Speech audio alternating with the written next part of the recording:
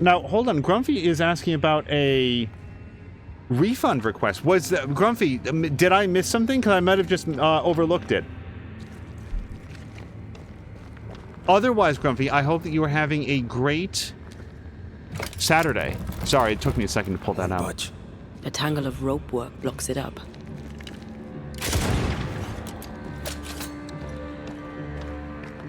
There's 2 more tangles.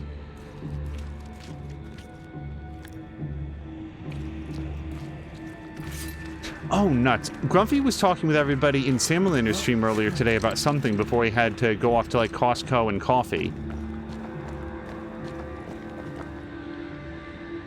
But now I don't remember what it was.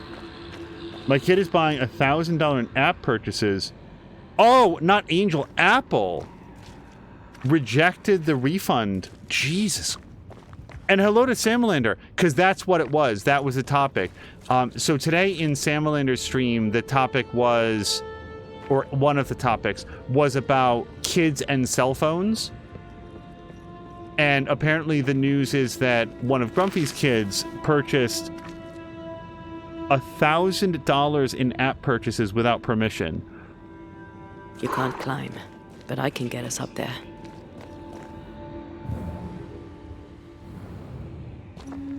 I'm thinking that's ultimately going to be a shortcut for us. So this is only going to go down. Yeah, we don't want to go down there yet. Grumpy, I'm really sorry about that. I have, on occasion, run up, especially in my younger years, run up unexpected bills, and I always made good on them. Like, I got them paid in full. But with your kid, that seems like a lot of money.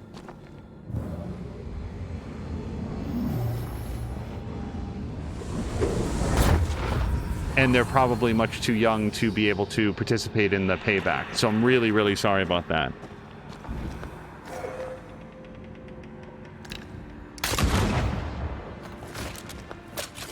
Okay, I absolutely see that that is a smashable wall.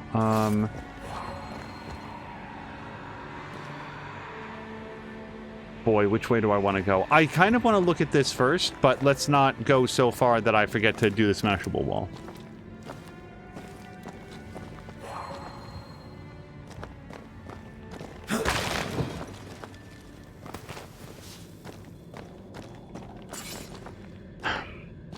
I am so curious for the details on this whole thing, and also it's not really... It's neither my place to ask, nor do I think it's a good idea to have it, like, permanently part of the VOD, because whatever the story is at the home, it's like, you know, Grumpy and Moo will deal with it. It's just, I've always been... Maybe not to make you angry.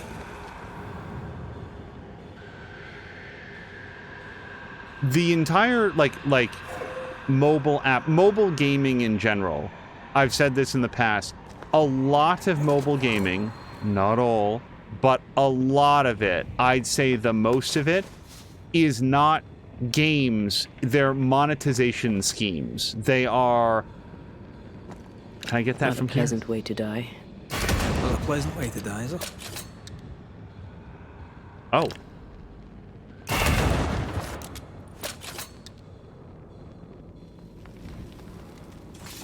Okay, well now I'm very curious what that is, but we'll look at that later.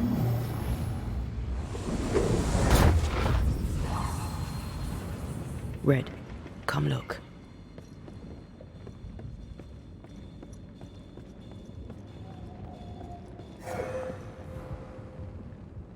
Thank you, Untea. No foolies. Really glad for that. Almost there. Oh, I really thought that was the third one, but I guess the last one that had the body hanging from it wasn't a rope tangle. Yeah, so it seems to me like a lot, and I mean a lot of mobile products are, how do we engineer this in a way to separate the absolute maximum amount of money from the highest number of people that we possibly can? I don't play mobile games. I'm not interested in mobile games. Neither one of us here has any apps really on our phones at all. And it's just come from like generally not trusting them from a privacy standpoint or a quality standpoint. And when I hear stories like the one that Grumpy is sharing right now, it's like, it's not like, it just makes me feel like, yeah, this is the sort of thing that I'd be worried about. Just very quickly, Grumpy is putting in a request for review, but they're going to deny it again. I would still follow up. It's a large amount of money. Then I'll call the complaint to some poor CSR who can't do anything. Then maybe get my state's DA. That'll get my money back, but I'll add my voice to everyone else who got scammed. And the thing is, without knowing the specific details on this, because again, it's probably not my business. Okay, that's all the ropes. Should be freed now.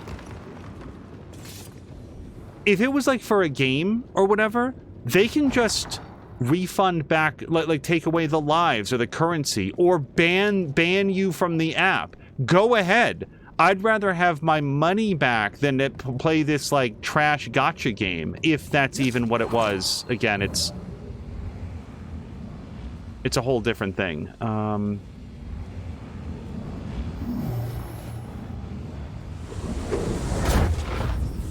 The crisscross of tunnels in this room, there might be things that I'm missing, like places that I haven't gone. Like down there, for example, there's absolutely a chest down there. We can see it from here.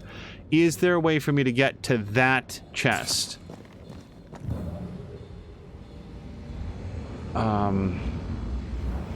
It's very difficult to know. Samlander is saying, We need to do this together. mobile gaming is mostly full of predatory... Hold on. Blah, blah, blah. He's leaving it. The scary part, PC games are trying so hard to become exactly what mobile games currently are. Low-effort monetization farms.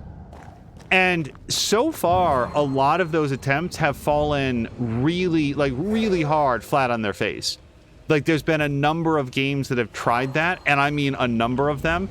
And I don't only mean NFT games. A lot of games have tried various forms of just like, what if instead of making a game, we just made an engine to siphon money? And they tend not to go very well because, fortunately, they're usually on the shelf, quote unquote. They're not physical items a lot of times anymore, but they exist on a marketplace directly side by side other products that don't do that. So the contrast is incredibly sharp between what is a game and what is masquerading as a game. The concern is that as it continues to go forward and it sort of reaches a critical mass of not games, that distinction might become more and more and more blurry. I haven't given up on that chest. I just wanted to look down here because there were at least a couple spirit fragments that we didn't get. I thought I saw at least one more when we were looking down.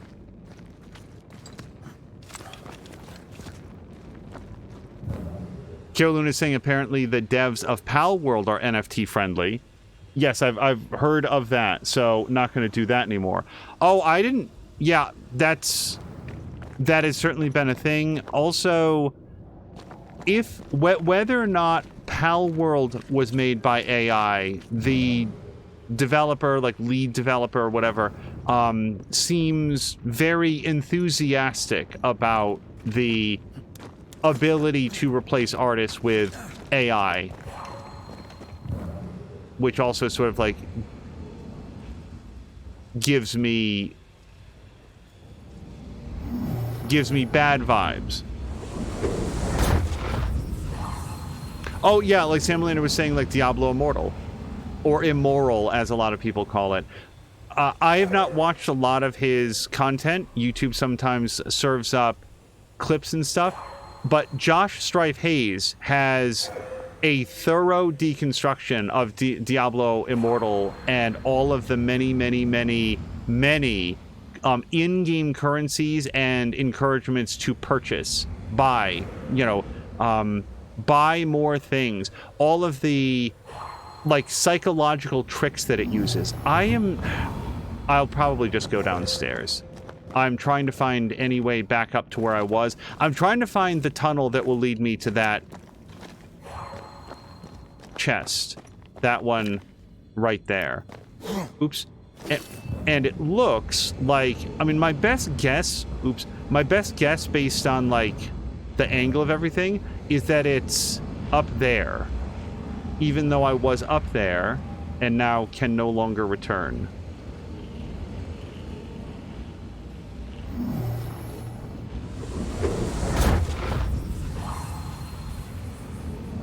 Oh, hello to Crow, who is expressing surprise. Hey, nobody look up Red's kilt when he's climbing the ladders, okay?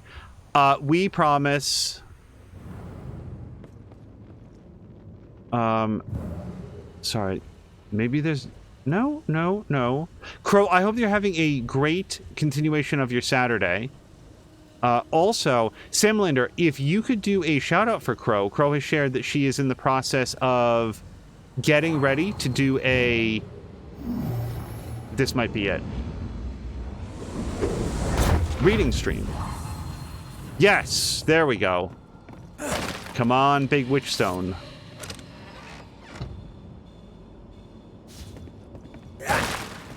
Well, so 193 witch stone isn't nothing, but plus 3 translucent fibers, we actually need those for crafting. So I'm happy to have those.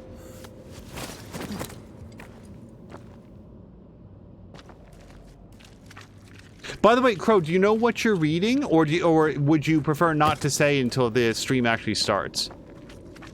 Crow's going to be doing sort of like a live read stream, and I'm looking forward to it. That might be later today. Well, they hold.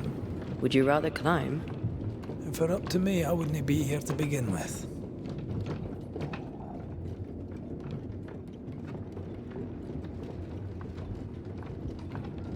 Crow says that she'll be starting with some Grimm's fairy tales. Like the original stuff, some of that stuff got real dark.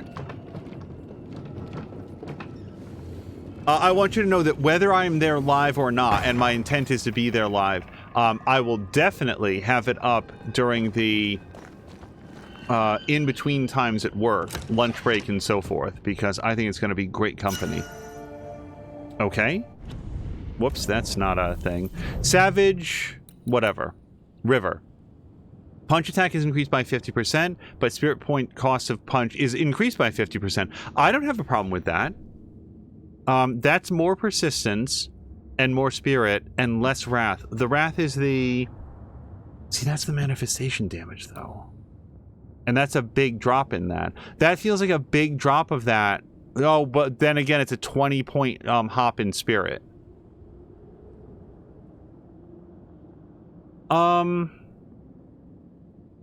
I really like the fact that her yell does so much damage.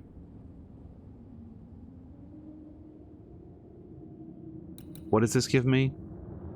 Dodge with Antea increases the damage of the next punch attack by 30%. That actually feels a lot better. It feels a lot more consistent. Then again, this is every punch, not only the ones that you do after dodging. Let's do it. Let's do it. And if I start to feel like the yell is too weak, we can swap it out again. Anything else up here?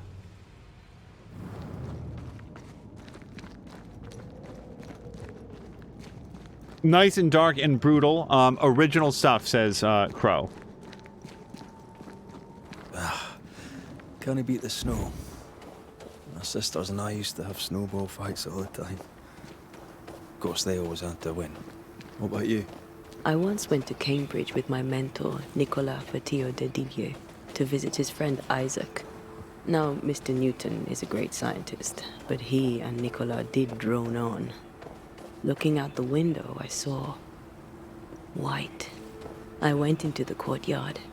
Snowflakes drifted slowly down. I'd like to say I'm embarrassed to admit this, but I danced in the snow in the courtyard at Cambridge University.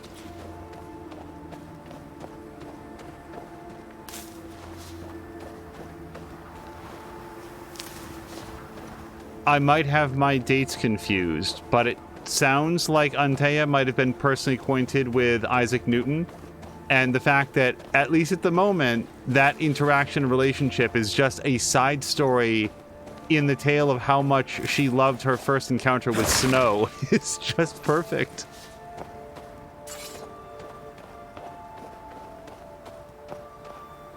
Sorry, before we go too far. Now, why did I feel like... I'm so sorry. Why did I feel like there was a different offshoot back here? Is it just going further up the path? Yeah, okay, okay. So this is our side path. I want to see what's over here.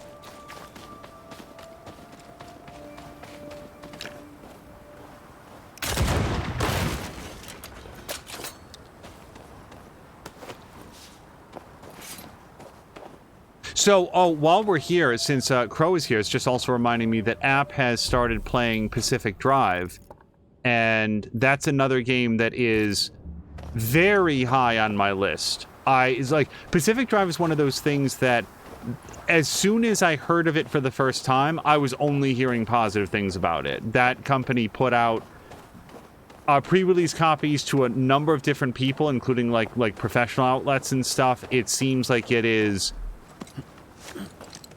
a very, very interesting project. It's one that I would like to check out. Hugging all the fun. So as a result, I didn't want to watch too much of it, but my sense is that he is...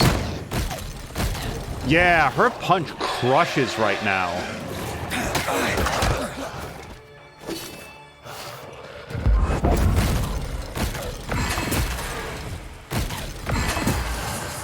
Stay put. Oh, am I not charged up on Banish yet?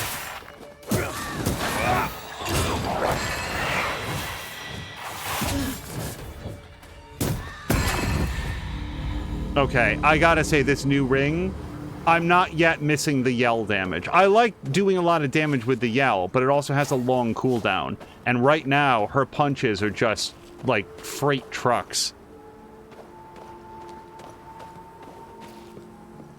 Yeah, Pacific Drive looks really good based on the buzz that I've heard. My understanding is that App has really liked it as well. If you are interested in seeing it for yourself, I think that he's got at least one more full session planned for it. And then I don't have a sense for how long it is, so I don't know if there'll be more to it than that. That looks like Spirit Fog to me, but I don't think that we can get to it yet. Yeah, there might be like a whole deal happening over here. So... Did we go up there? Sorry, I feel like I'm not where I expected to be based on the last time I looked on the map. Hold on. Yeah, let me... We already went up here and found everything? Yeah, we did, because there's nothing more to do. Unless there's like a higher up shoot thing. No. There's definitely a way down, but not a way up at this time. Sam Linder says everything that he's seen of Pacific Drive looks great. It reminds me of my very vague sense of Dredge, which is also something that I'd like to play before too long, in that it's a sort of a smaller studio title, maybe indie. I don't actually know like what its development pedigree is. But one that is really, really, like heavy with the vibes. Like, definitely knows what it's going for in terms of tone and style and presentation, and nails that part of it. Alright, so we're gonna try to find the Mushroom Kingdom. Yes. Nearby.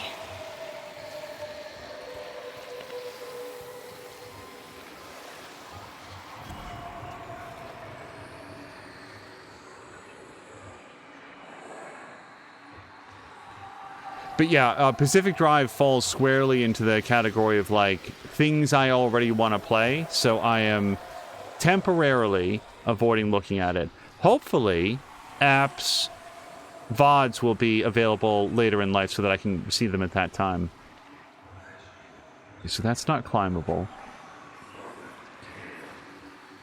That's where we came in. Dispel the fog. Yeah, no, I'd like to. So... Right, no, we can't do the ritual until we can see through the fog.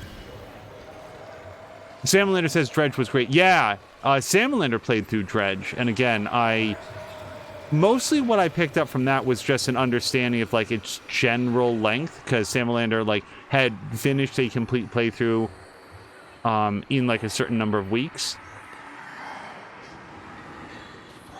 Playing once a week. But I don't know much about it beyond that, except that, again, came out and was very, very well received. Those are some of the best releases, I find. When, like, you don't even know anything about it, and then people are like, hey, this is great, you should check it out. Because there's no time to pick up inappropriate expectations. It's just like, oh, I heard this was great, so I decided to check it out. Oh, this is pretty cool. I hear whispery stuff like there's a spirit orb around. Yeah. I think this area is similar to the map's instructions. Sounds like there might be a treasure around as well.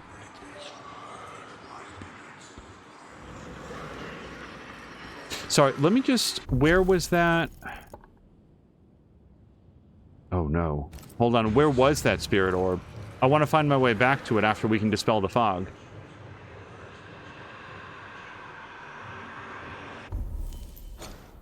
Okay, so here. Let's remember to come back here.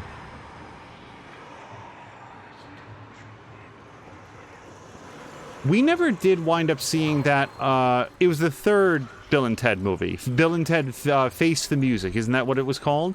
I remember that coming out, and I wanted to... The treasure must be around here somewhere. I guess we can get it even if we, have the fog. Find my better half, you'll know how to find me. On my grounds, the water is fresh, but no one drinks it. Is it the color or the smell? Okay. Well, hopefully they will again clue me in on the fact that we're near where that happens.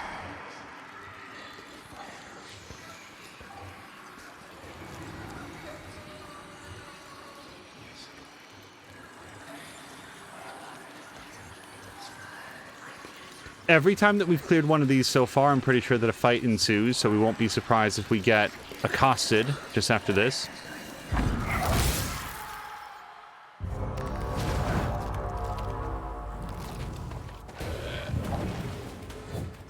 Okay.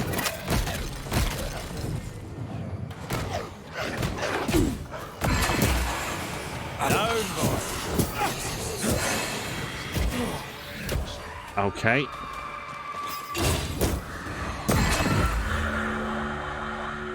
Well, that was super embarrassing, me just punching air for a while, but got it in the end.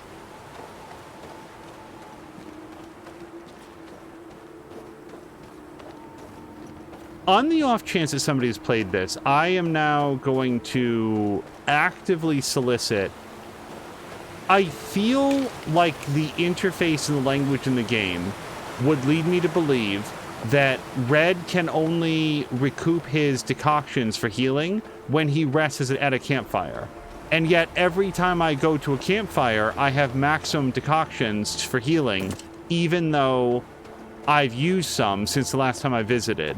Is that a function of difficulty? Is the only way to recover your decoctions is at a campfire? Is that if you're playing on the higher difficulty levels, or is that... Am I just misunderstanding the way that it's meant to work? We couldn't climb up here before.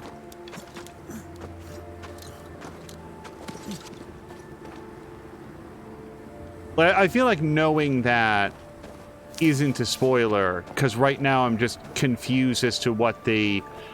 I don't feel like there's often very much incentive to actually rest at the fire, because you can do all of your upgrades without that, and although it says you can replenish your decoctions, I always have 3 out of 3. Boy, does that feel like I didn't find everything up there, but it was a small area. Let's head back in this direction, and if we can find other stuff on the way, we'll check it out.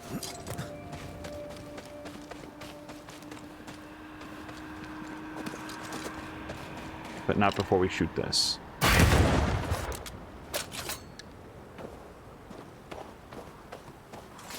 I do also appreciate the fact that I like finding loot, getting craftables, getting crafting materials to make better stuff and all of that. It always feels satisfying to me.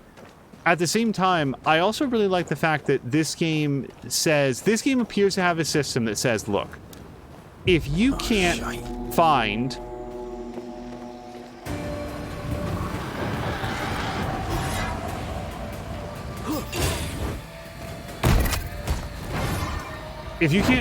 the stuff that you want, but you just want to find a whole bunch of like common crap, Harvester switched form. Physical to spectral. They do that. then you can just buy it at a shop. Can't outrun a ghost.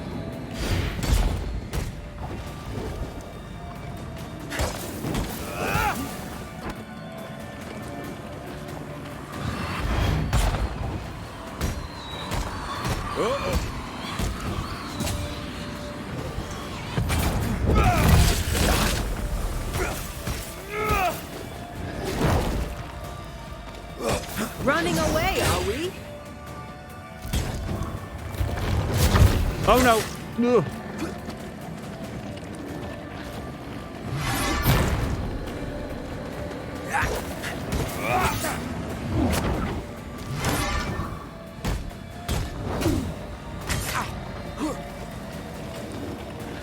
Hey! Get back here now! Nope. Wow. It's quite a long sword, actually. Oh, he's got spectral birds. Oh, no! So tired. I didn't mean to die. How far back do you think that puts us? Hopefully at the start of the fight. Or just facing a random wall.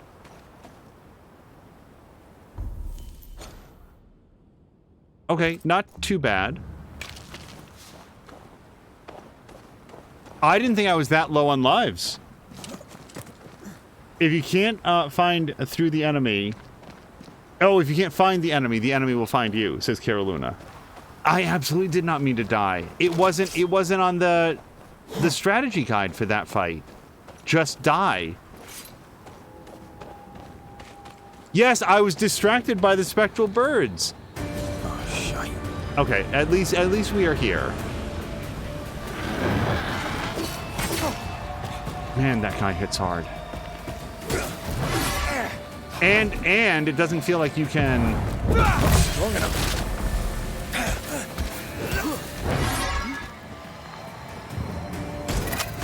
Watch it.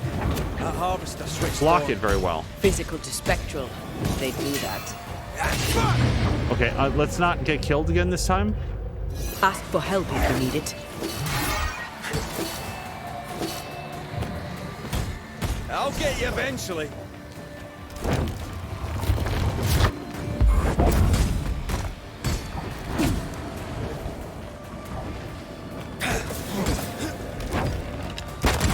Get me the crows, you bastard.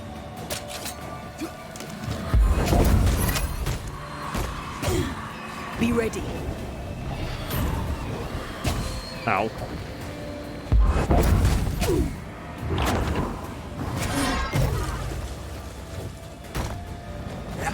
Looks like a shot.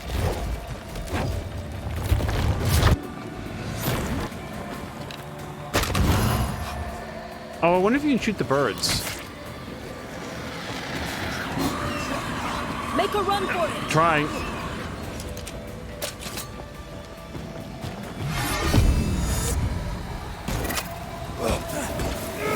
Oh, I'm out of spirit points.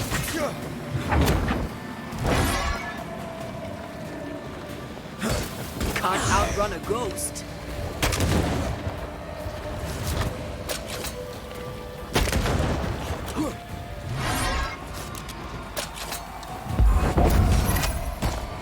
Can I join in too? A harvester. I wonder how many other species of... I would have wanted to hear that. So we did get a new decoction. It's our very first one. Off the bat, better health recovery. Much better spirit recovery. Almost, more than 50, more than 100%, more than double. But it's good. I was about to say almost 3 times, but I don't think that's quite right. 2.5 times. Oh, God. Less strength, Yeah, we're losing a lot of strength, dexterity. So this is very Antea focused, it looks like. More wisdom, more wrath, a lot less vitality for red. Ooh, that is... Hitting an enemy with the third punch attack restores 6 spirit points. So if you really want to be Antea all the time, this is where you go. I feel like losing half our strength and a quarter of our dexterity, that feels a little... And a bunch of our health. Yeah, I don't know that I can do that. That seems like too much. God's New Eden has in store. Perish the thought. Maxine, hello to you. And by the way, thank you very, very much for the resubscription earlier today. I felt bad that I didn't see it in the moment. We certainly saw it right after the stream. I really appreciate it. Thank you very much. These body parts scream manifest my spectre.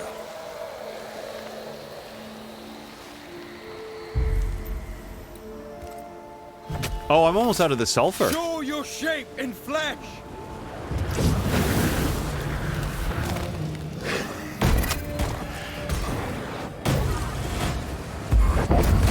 Get back up!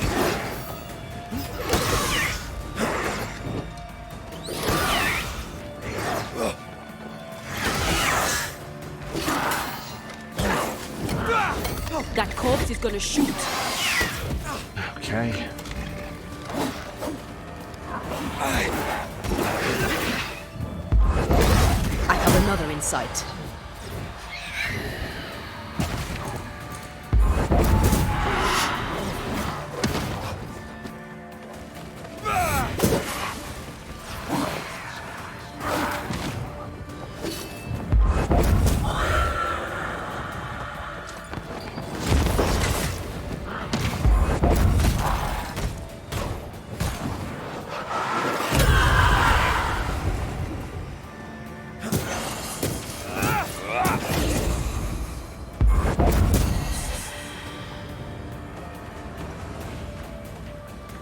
There's apparently one more.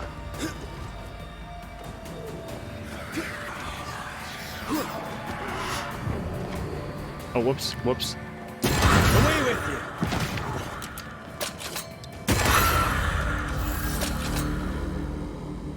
Okay, that one was a lot of bonus leap damage, and since I really like doing leap, and I'm comparatively comfortable with it. The move that I tend to have a lot of difficulty with is the dash forward and then do a perfect switch.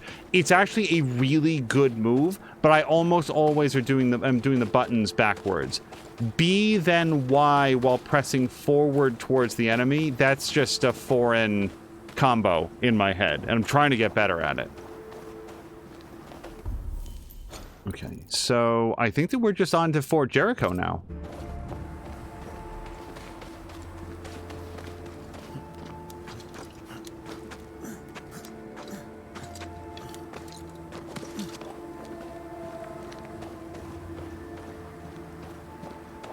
Something's concealed.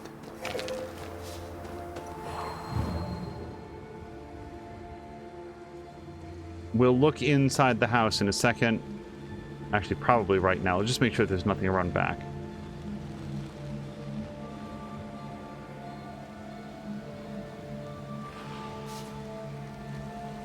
I keep meaning to double check if we've got at least one on-screen notification, and every once in a while there'll be some change that we make that causes it to not be properly on the screen where it should be, and I keep forgetting to double check if it's correct. But that's more of a thought for later. It's mostly me saying this out loud so that if we watch the VOD again later, no, oh, that's right, that's something that we wanted to do. Okay, not down. Okay, I think that we're gonna tie the rope here. You guys, look at the, like, ice and stuff on his outfit. I love the details in this game.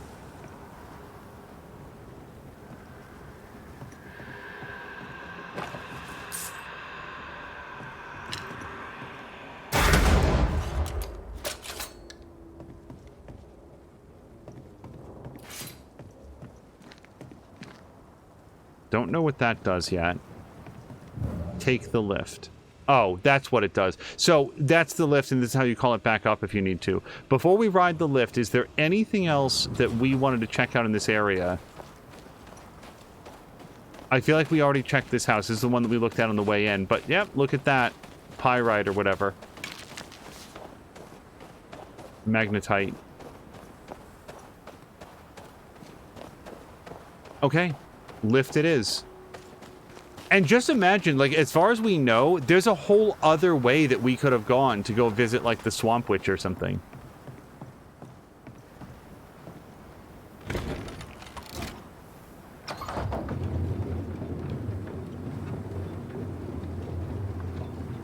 You did well back there. I might have to increase your pay. Had your doubts, did you? Don't get cocky. There's always more to learn. Key thing about a scourge?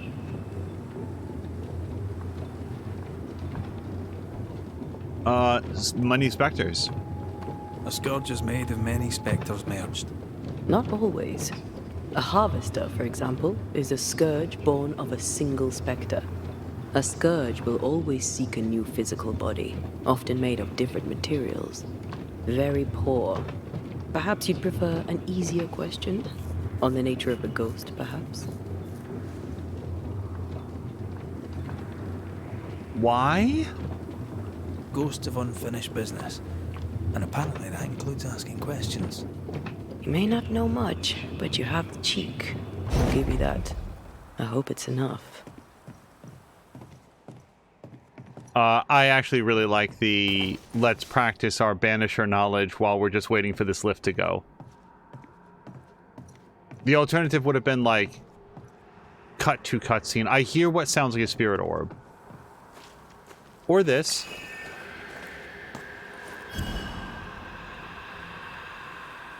And this.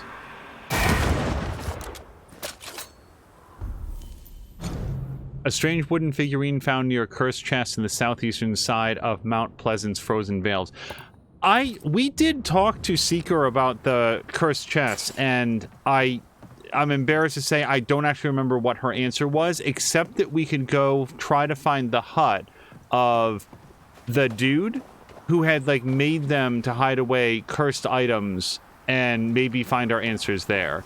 And then I came and did this. So whether it's later in this episode or next episode, let's go do that, because I do feel like if this guy's hiding away artifacts of power, I want to have those for my own selfish gains.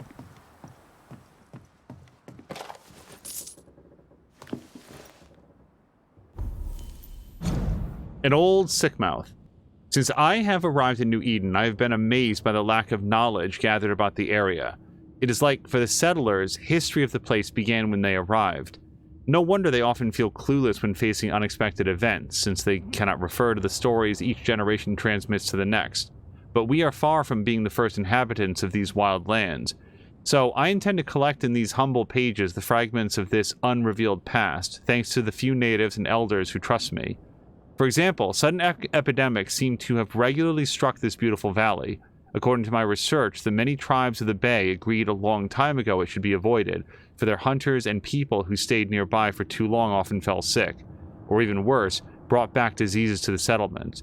There's traditions talk, their traditions talk of a hidden and forbidden place at the center of the valley, nicknamed the Illmouth or the Sickmouth. This is truly fascinating. Maybe this could explain why previous settlements failed. I believe there is more than just fairy tales in these warnings, the wise observation of historical and repetitive events made into stories like we do in the old world. According to the only native of New Eden, this agreement to stay away from the valley approximately happened when the first white man disembarked in Roanoke Island. So around 1585? Does it mean nobody lived around in more than a century? Lived around. I must learn about this and about the past colonies in the area. I'm sure my students will love to know more about this. Oh, is this Deborah? Oh, you guys! I didn't realize that we were reading something from Deborah. It would be an astonishing coincidence if this was an unrelated woman. Deborah Comenius, school teacher of New Eden. Did we know before this that she was a school teacher? Because It just... She was haunting the meeting house, but Red and Antea were staying in the schoolhouse that night. She didn't bring it up when she was killing Antea or throwing Red off of a cliff. This is for not paying rent in my domicile. Okay, is there more here? I feel like we got everything. I feel like we got everything from here. So, that is a golden point of interest.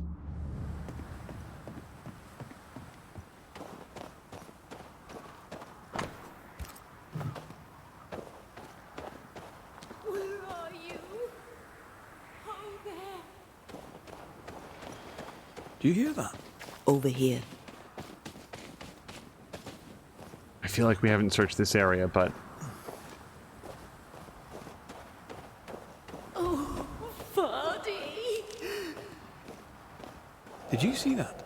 Let's follow it.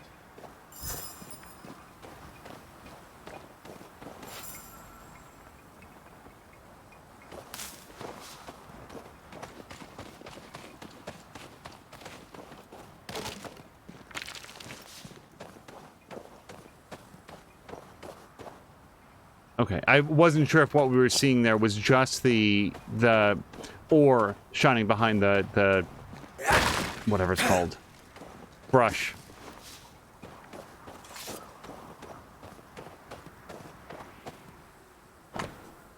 Rebecca Hardgrave.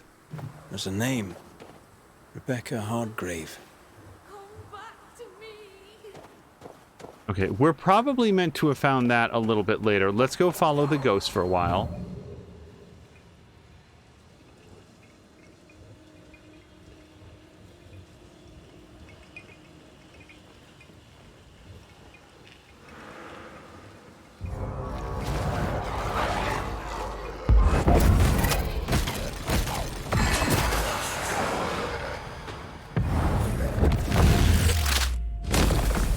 Away with you!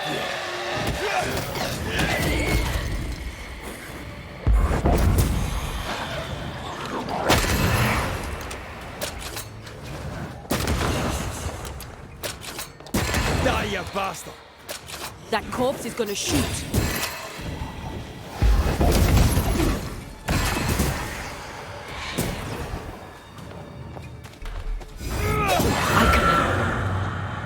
Up there. The spot can't be far. I am lost without you.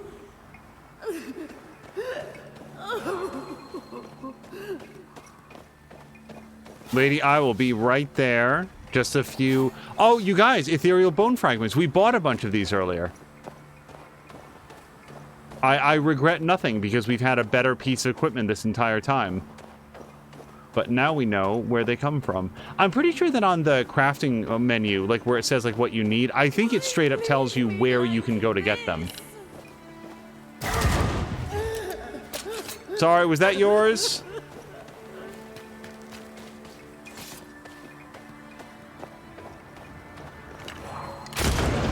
The spot can't be far. Yeah, we'll help her in a second. Got a whole bundle of wolves we just shot down.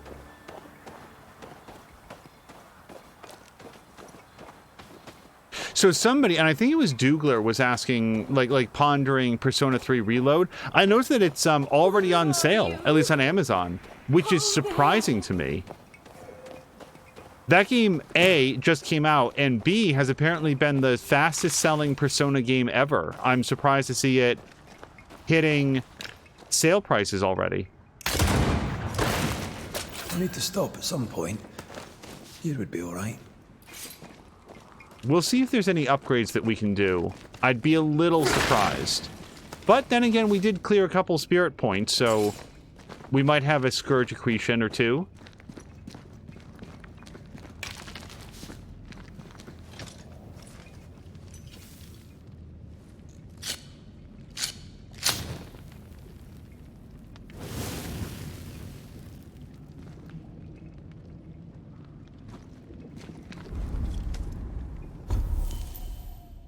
No immediate upgrades, because it would tell us here, and no evolution points. And once again, 3 out of 3 decoctions. You know what? Maybe they recharge when you level up. Maybe that's what's happening. I'm leveling up after taking some, and then at the end of the fight, it's like, oh, you leveled up, so you get them all back. There is nothing for us to do here, so we're not gonna look at what parts we'll need later. We'll wait until we're back at a shop.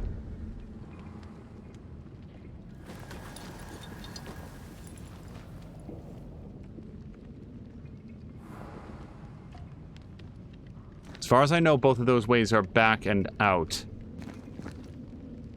Although I could be wrong because the compass marker is pointing us in that direction. So we want to get up to where that lady is. And that's a down, not an up. And nothing else in here.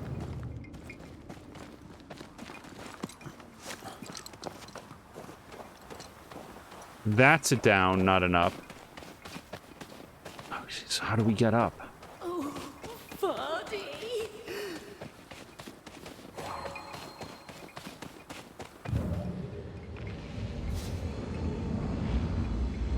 There we go. Not quite the right alignment.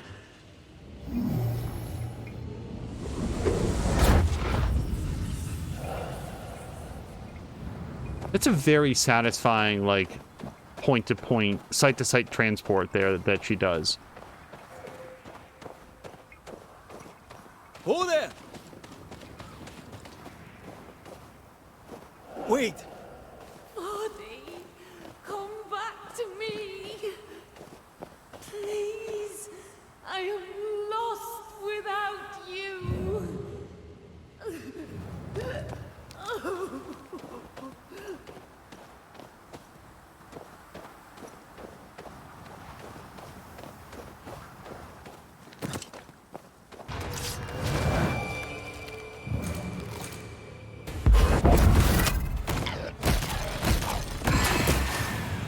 Stay put. That's just a known combo, and yet I do like it when she does it. Antea dashes in off screen.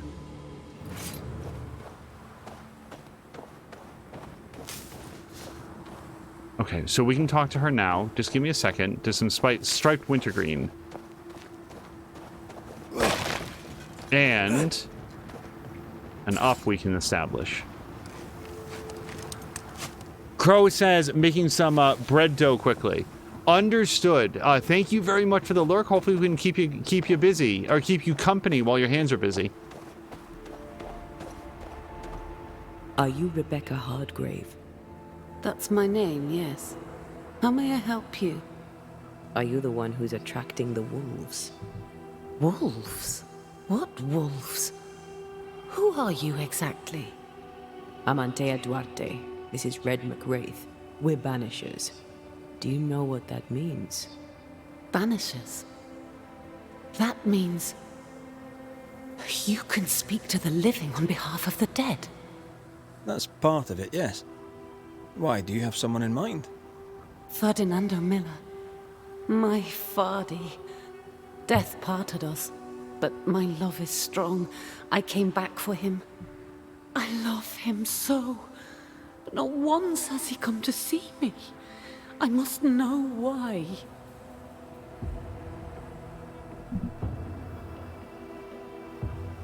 How did you meet him? 'Twas market day. I'll never forget it.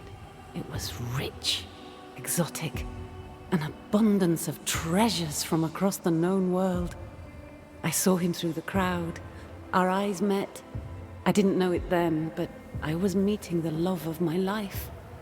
I could not admit it to myself, not at first, but I had to have him. And in the end, I did. There's no delicate way to ask this, I'm afraid.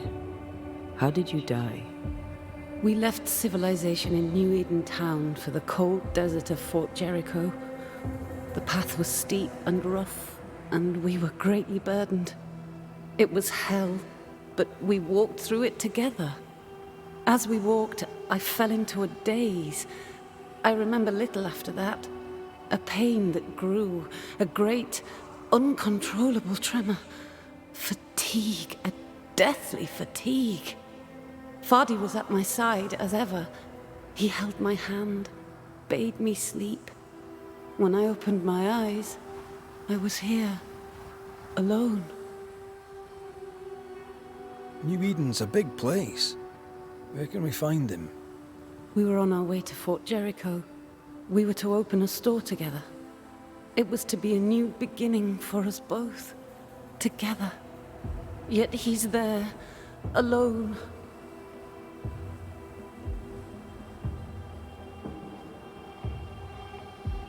If you know where he is, why not just go there? I've tried. At first I was able to visit him in the quiet as he slept. I'd watch over him. But now, something hinders me. I cannot reach him. I must know that he is well. We have to go now. Find him, please. So, let's read this. Just before we read it, she seems very finely dressed, at least as far as the common folk would go. Lots of lace and stuff. I'm just feeling like she comes from money. And then when she talked about just suddenly having this incredible weariness, this deep, dark heaviness, this fatigue that soaked her through to the bones, while her loved one just said, "It's okay, just go to sleep." Feels a lot like poisoning. The ghost of a respectable woman, rich and privileged. I swear to God, I was just looking down here. Careful to appear elegant and alluring, she is deeply in love with the man that she haunts. I promise you, I was looking at the lace and stuff as she was talking. I said, this woman seems very fancy for the time period.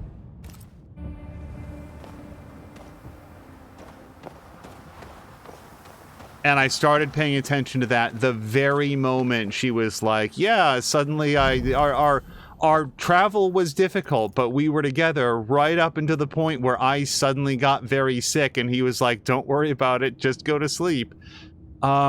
Okay, so our next section of investigation would be to find Ferdinando Miller's store. Oh, also, I really liked it when we came up and Antea was immediately, "Are you Rebecca Hardgrave?" I cannot imagine that would have happened if we hadn't found the grave. Hello to Mitra Nino, I think. Interesting game to watch. Well-made game. Is this a full game or early access? This is the full game. Yeah, this is out right now. It's called Banishers. It's from Don't Nod. It is available on Steam, and last I saw... What are you thinking? It's more of a feeling. Something's wrong. She said he never visited. Why? Was it too painful? Or is it something else? Okay, sorry. Last I saw, you could still get a pretty good discount on it from Green Man Gaming.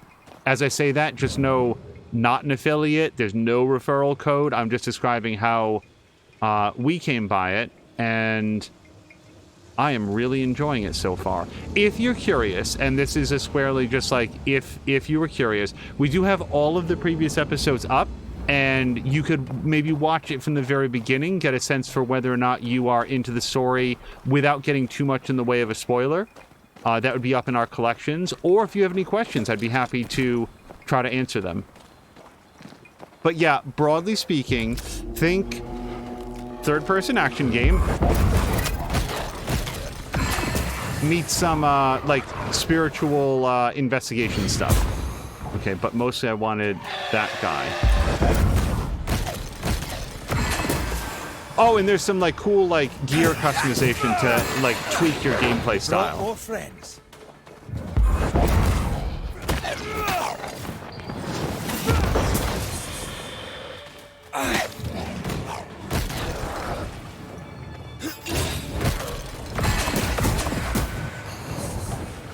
Hold on, we should be able to yell.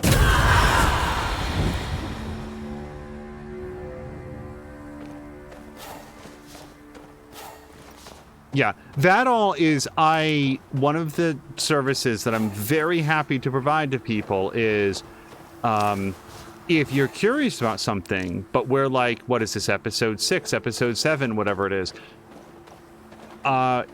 Anybody's like, I'm sort of curious about this, but I don't want to get too much information about it. Good news, episode 1 should be up and available on the channel. That said, if people like are less concerned about spoilers and are actually actively interested in like, hey, how do things progress as you go further into it? Happy to answer those questions as well. For example, you'll see me switching pretty freely between 2 different characters here. That's a central gameplay mechanic. They have different abilities and different combat styles and different strengths and weaknesses in combat and different stats. And one thing that I'm generally finding, although this isn't always true, is that there's there's a sense of sometimes you will find gear that's good for one at the expense of the other. Not always, but you can wind up really tweaking towards one instead of the other. I just don't feel like we investigated this building. Unless we absolutely did. No, we definitely did. This is where the lift came up. Okay. Just getting reoriented. On YouTube or VOD. So right now the VODs are here. They will be over on YouTube at a later date. But right now, there's a couple ways that probably the easiest way would be if you checked on the channel and went to like videos, but then sorted by collections.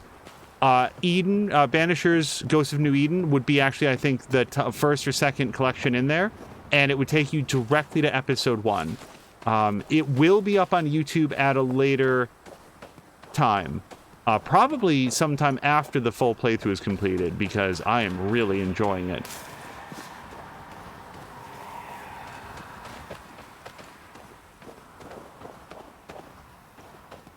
And I've shared this before. Of the games that I've played, I feel like the combat, in terms of feeling, has the most in common with Hellblade. The second closest match would be the 2018 God of War, but that is much more savage, I guess.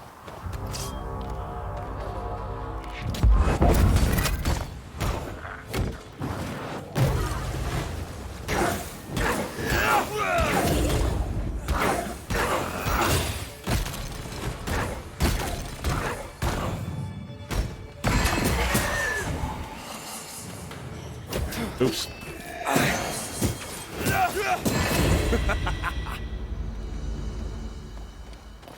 Like, if somebody had never played Hellblade, I'd say, well, it's kind of like God of War, but I feel like at all times God of War was very comfortable with, like, there was a lot of range to a lot of your attacks, a lot of follow-through, a lot of, like, movement forward.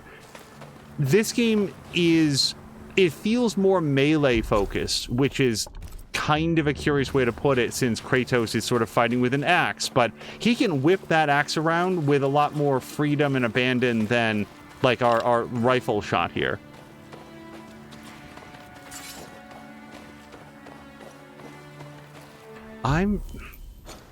Well, we're sort of really off the path here, so we're gonna head up towards Fort Jericho and see if we can find Dude Bro's shop.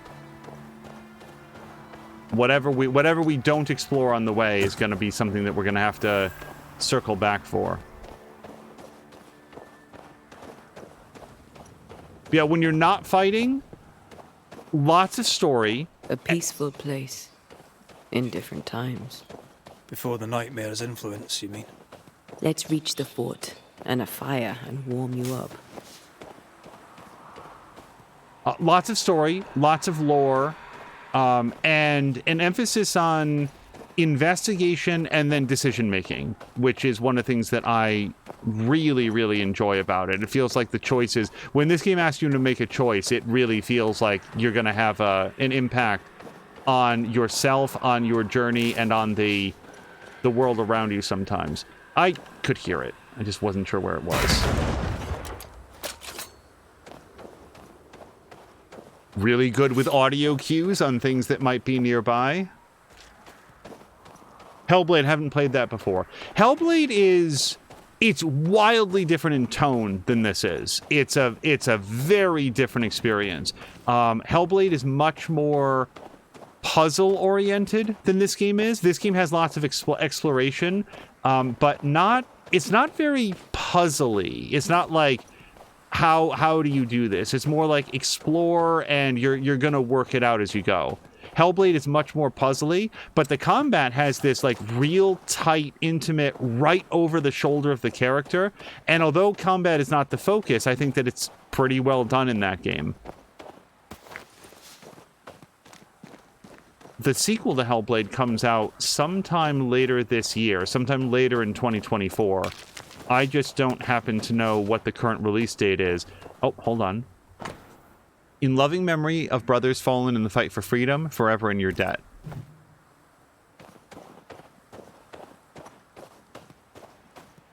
I believe the woman who plays Senua, if I'm remembering the name correctly, is I think that she was at the Game Awards this year. Like she came out and like gave presented an award or something. Easy as pie. I bet you can't cook. And did we? I do want to go see what this is. If there's here's another fun tip. If there's a question mark, you should go check it out. I have not once, at least not at this stage in the game, gone to go do this where I did not find that something that was either fun to do or rewarding or both. Usually both. Where is it telling me to head to? I've also talked about this in the past. It's not ominous at all. I very much like the fact that the compass up top shows you how to get to something. Not just what direction it's in, but like, here's the path to take to get there. It's really well done. I found an endless cluster of spectral activity. This type of cluster can be repeated. Its difficulty will increase after each completion. You can recognize an endless cluster of spectral activity through its reddish ambient color. So I vote that we don't do this forever, or even until I die. Let's just try it once. We'll see what it's like. Body parts scream manifest my spectre. Right, let's do our ritual. Oh, another limiter on this, now that I realize it, is... Yeah, technically I can do this 13 times and no more. My voice commands you, unveil!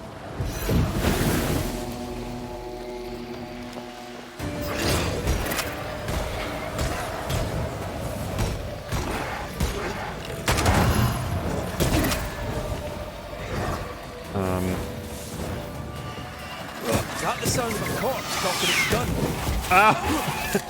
Yes, it was. Beat it!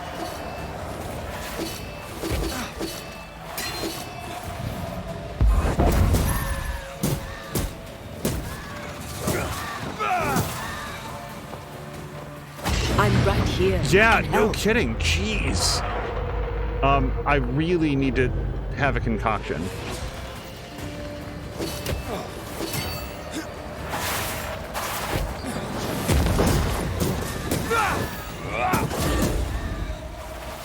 Banish refills faster and does more damage. Let's hope so.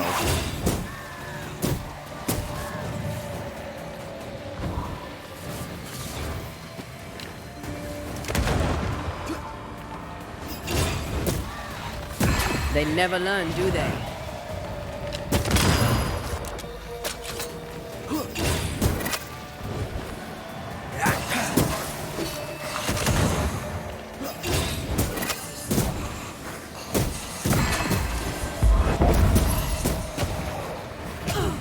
Wow, okay, that...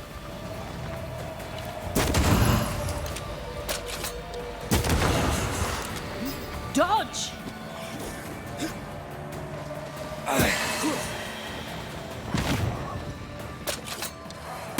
You're done.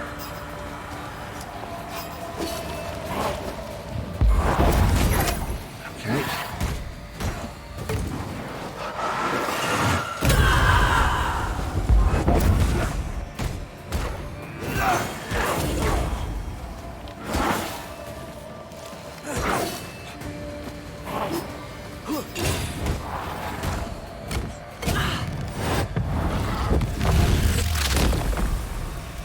down to hell. Careful! Okay.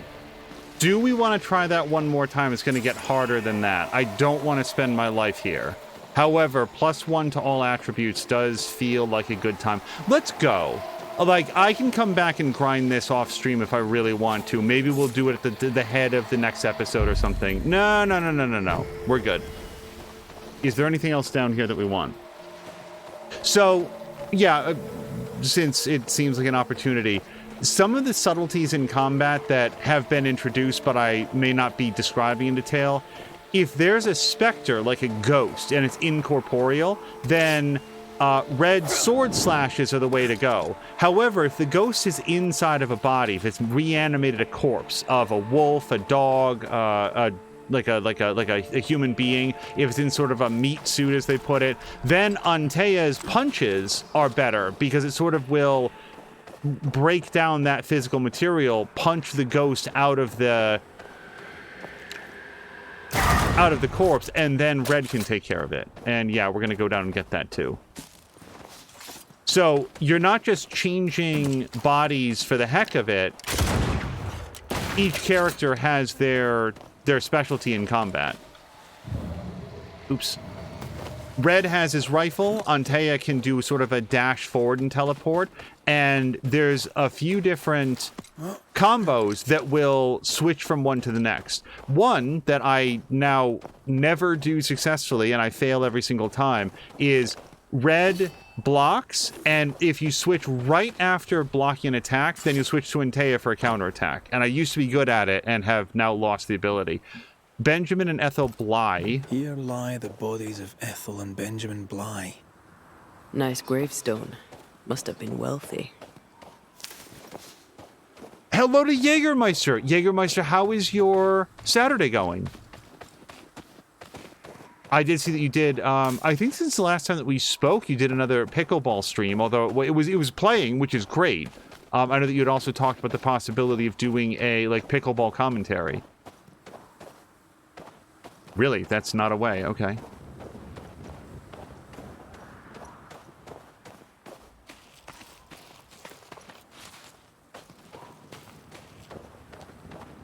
Another thing that I like about this game that I've brought up from time to time is that it's really good about signaling you from a pretty good distance when there's something that you can interact with. Like they shine and glimmer from a good distance, so you're like, oh yeah, no, I know that I want to go up there. I just don't know if I want to go up there. Let's aim it. No. Yeah, this was me coming back. We will for sure go to those areas. Do we want to go up here? Because that is a bit different. Yeah, here we go. Oh, he did do a commentary stream within a day of talking about it. Stream title says something like 30 minutes of pickleball discussion and then playing it. I will have to check that out. I missed the commentary section of it. What is this telling me that I didn't find up here? Did I? I don't think I went in here. I think I came up here and I looked all around and then I didn't actually go into the crevasse. Hello to Azaric! Oh, that was... The frame rate found something it didn't like, but we're still live. Anytime I see a hiccup like that, I'm like, oh, did we just drop the stream? Azaric, how's your Saturday? Okay, ghost chest. Surely nothing will bad will happen as I grab this.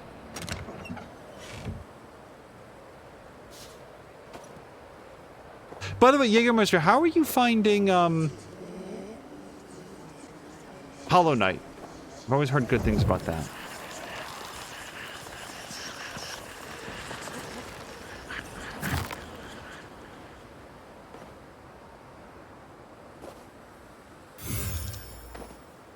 Plus 10 health points. I'll take it.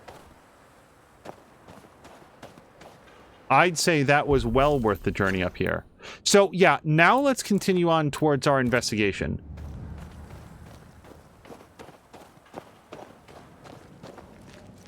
Azric is saying his Saturday's going good. No second job. So got a lot of errands done around the house. Now about to cook a nice dinner and enjoy the evening. That's awesome. Crow is currently making some bread dough. So I'll share the same thing that I did with her. If we can keep you company while you cook or otherwise relax for the day, I'd be very happy to do that. Also, I don't know if Samalander is still here, but later on, just for like 5 minutes, I'd really like to touch base with him and maybe you and others on like a quick volume check on a different game. But that'll be at the end of the rest. Yeah, there's a 100% chance we'll go up there, but we'll do it later. I feel like that very, very cold woman has suffered enough. Even though maybe she's not cold, she looks cold. Jägermeister says Something's nearby. Kind of Where is Souls-like. it? Hollow Knight is. As you need to retrieve your cash if you die, but cash isn't tremendously critical if you lose some.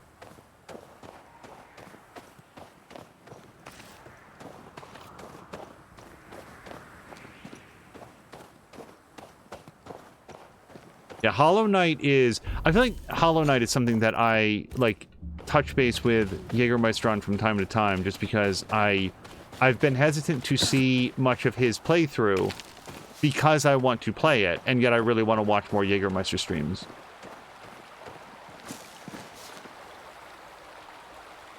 Okay, there's no whispering. This is just the end of that road.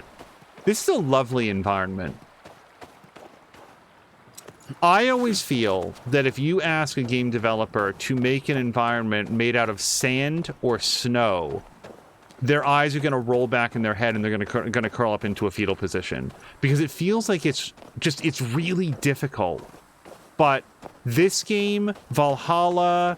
Oh gosh, what's another game that I can think of that's done it really, really, really well? Because it's not just those two. There's been several games in the last couple of years where it's just like a very snowy, icy landscape, and it looks great. It just looks amazing the way that they get the light to shine off of like the ice dunes or these like sparkly snow drifts and stuff.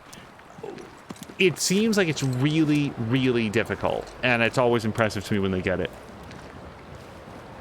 Carolyn is asking SnowRunner. No, there's no snow in SnowRunner. Not that I've ever seen, anyway.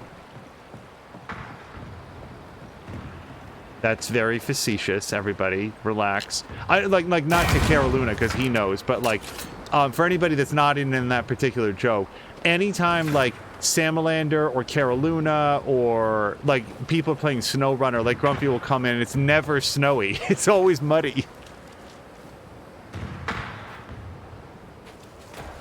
Trouble ahead. Okay, let's head towards the sound of gunfire. Spectres are attacking the fort. Seek no ground! Hold fire! That fellow's not dead! I'm right here, you know. Shepard, I said hold your fire!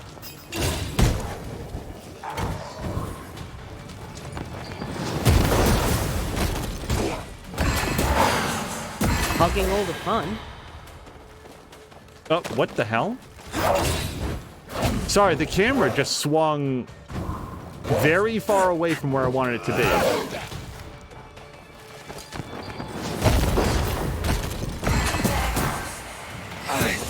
Call on me. I feel like a bloody target practice.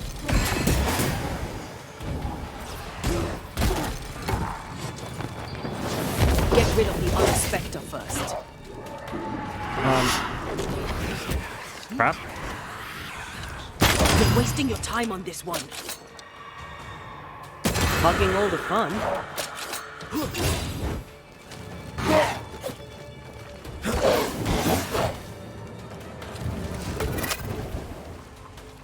Okay, hold on. I can help.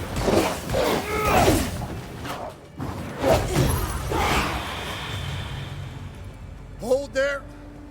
None in, none out. Not living nor dead. Name's Red McCraith. I'm obviously a banisher. Open the door there. I've business within. Your business is, if you'll excuse my articulating the evident, not my business. I have my orders. You can't come in. I hear you, friend. What's your name? The name's Andrew White. And you seem a pleasant fellow. I like a Scot, me, but standing here, I'm on duty. And when I'm on duty, I'm not your friend.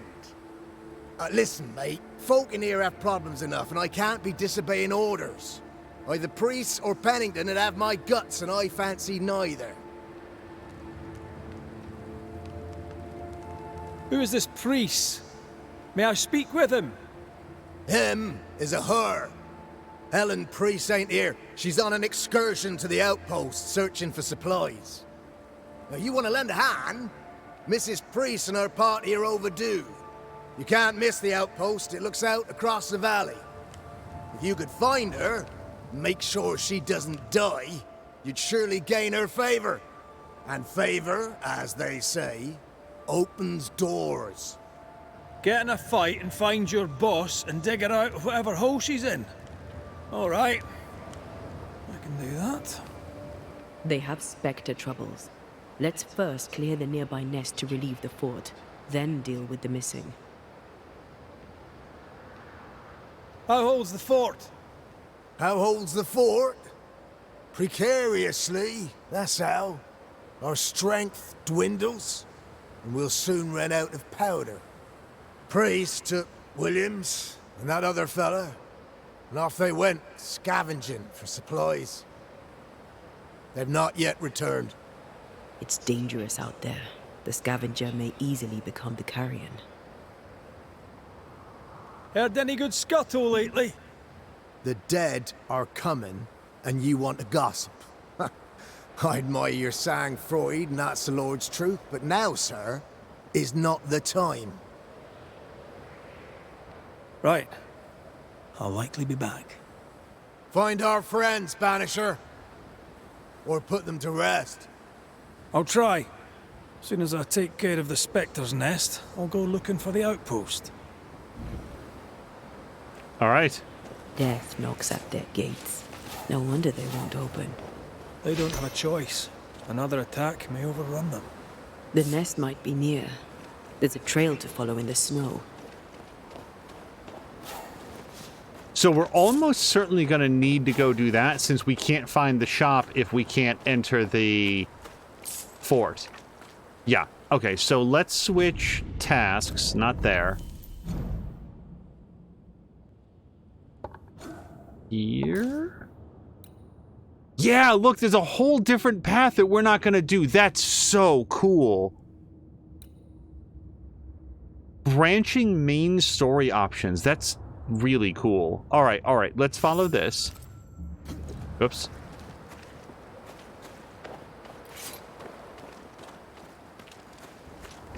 I rarely get the opportunity to replay games, especially of any significant length, but knowing that there's an incentive to do so, to see alternate pathways, big fan.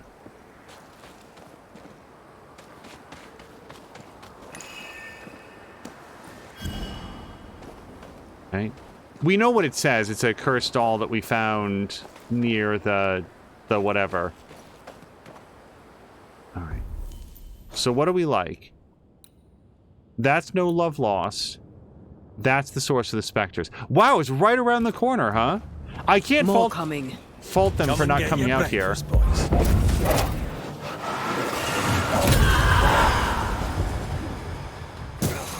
You're within gun range, Ren.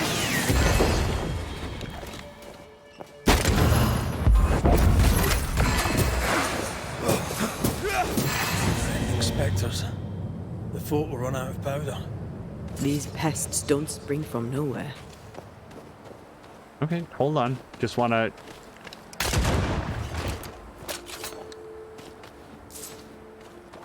Yeah, little things like that guy that we just shot down. We got +4 fur and a little bit of cash.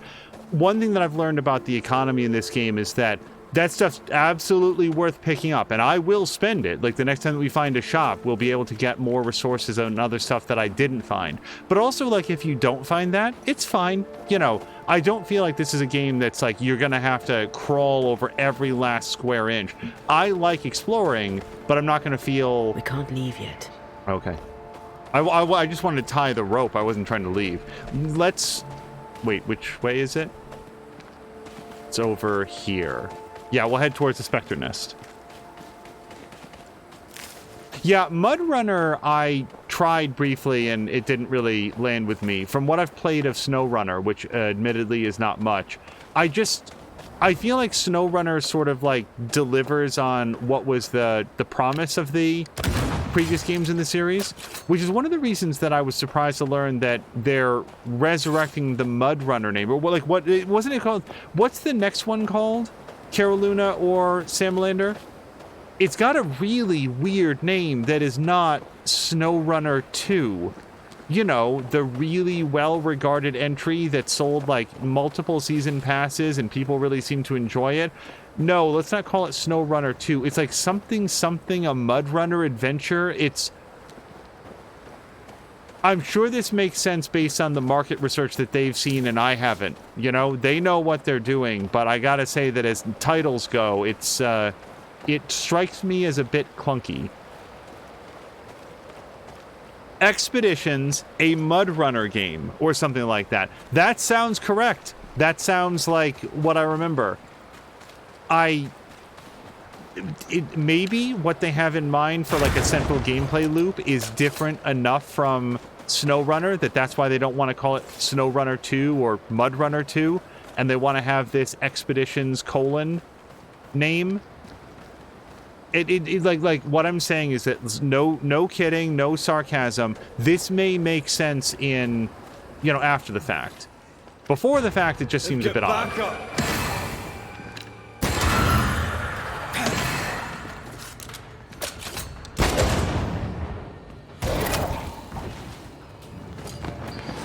I can help.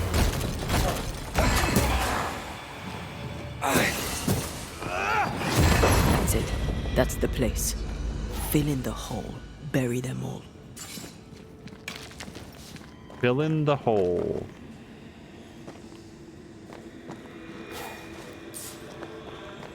Maybe it's down there. Otherwise, Antea, I'm not 100% sure where you're talking about. I'm sure that we'll find it as we search this area.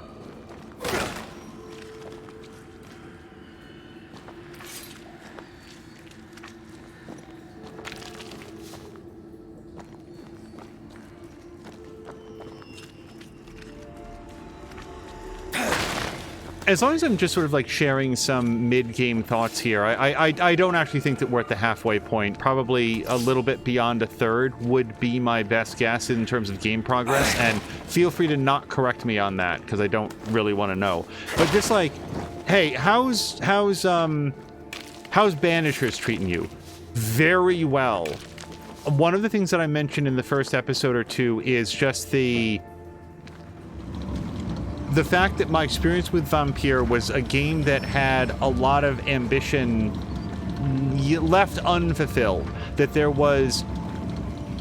were plans for more in that game that wasn't actually there. So far, this game continues to feel like they had a design document, they ran down the design document, they got everything that they wanted to, and I am greatly enjoying the product. This feels like it was everything it was meant to be. And that they probably learned a lot about combat and story and pacing and advancement from Vampire, which I liked. I really enjoyed Vampire, but this is definitely a step up.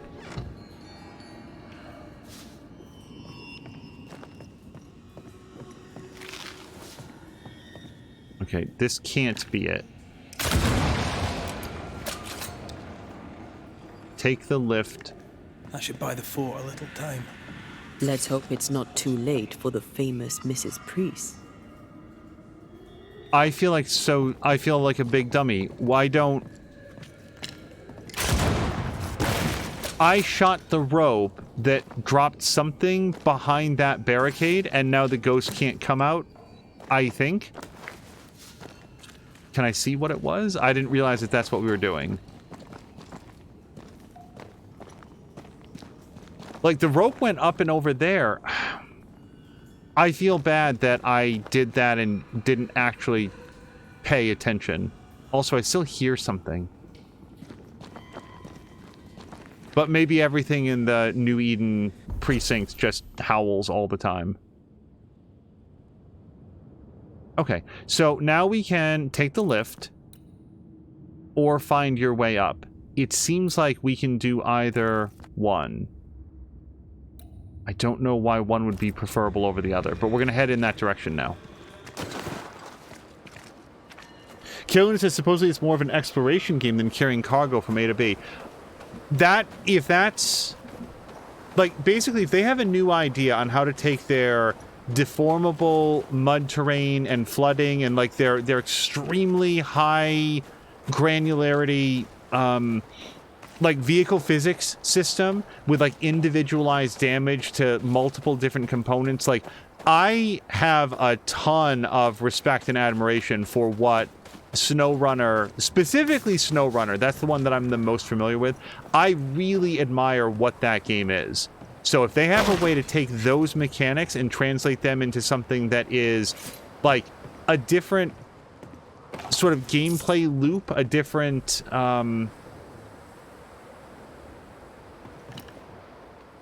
not genre really, but you guys understand where I'm going, even though I haven't found the right word for it. And now they're going to like apply that tech to like something more, something new. Absolutely go for it. Like, my surprise that the name is not in any way a like they should never do anything new. Is there any reason not to take the lift? I don't want to find my own way down.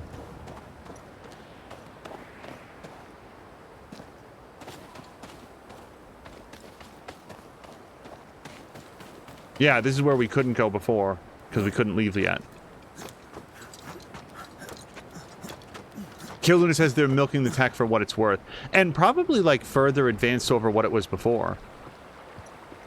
I remember when that game the day before was, you know, running off one of their fake trailers, and one of the things they showed was something that looked like SnowRunner style driving and vehicle and terrain deformation and stuff like that in their zombie survival game. And the day before, in every imaginable way, appears to have been a fake product that was never going to resemble what they were advertising it as. And there's been a lot of information since the last time that I touched on it in passing that has further corroborated that. But seeing it used in a game that's not SnowRunner, like that idea is like, yeah, this would be awesome.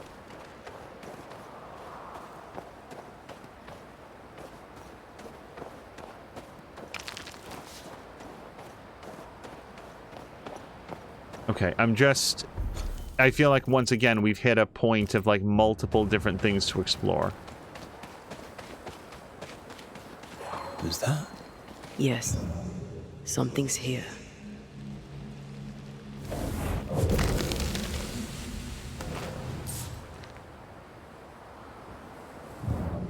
Like, imagine, like, so SnowRunner and MudRunner before it, my limited, like, it sort of dials that stuff up to 11. The terrain is extremely deformable. The mud is very muddy. The water is very watery. You're getting stuck and then, you know, looking for ways to sort of like winch your way out, and that's like the primary gameplay. And I've sort of compared it aloud and in chat to like playing with Tonka trucks when you're young, and like the journey is the destination.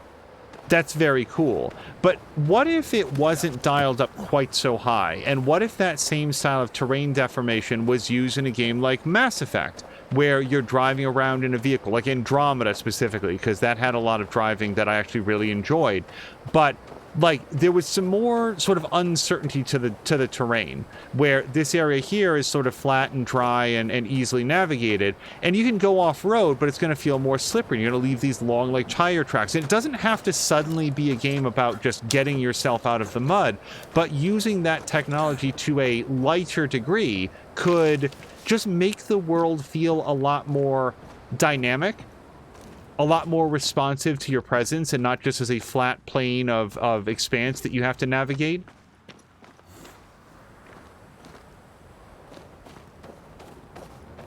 I feel like it's a very impressive tech that could be applied to things like, you know, Battlefield Bad Company, if they ever decided to make a really good Battlefield game again. Really like Battlefield 2. Sorry, Bad Company 2. Picking up something spectral nearby.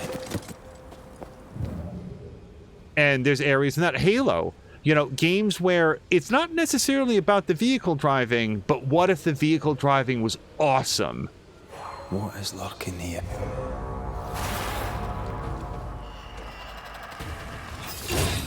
Reinforcements!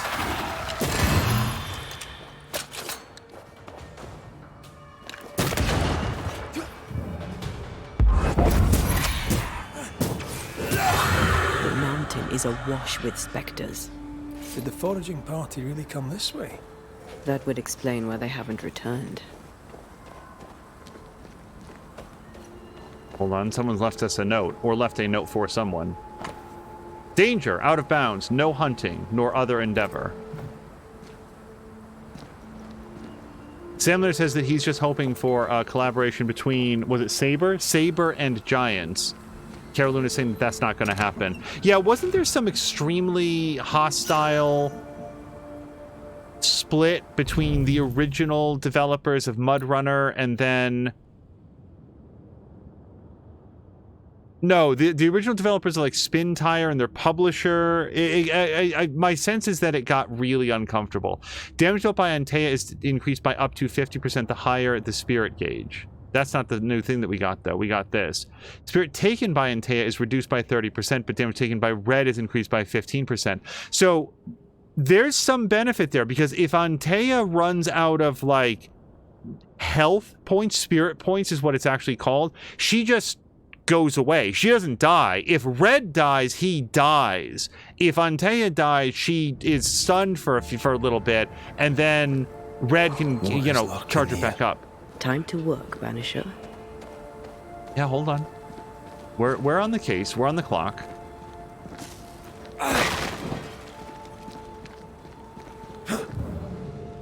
So what do we think?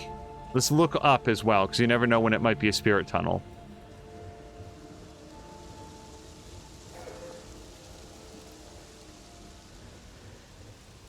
Something's concealed. It might be upstairs, up on that ledge. Boy, not only did they nail the environment, just like it really looks cold. All right, let's go back up here. In the real world, we're practically past winter.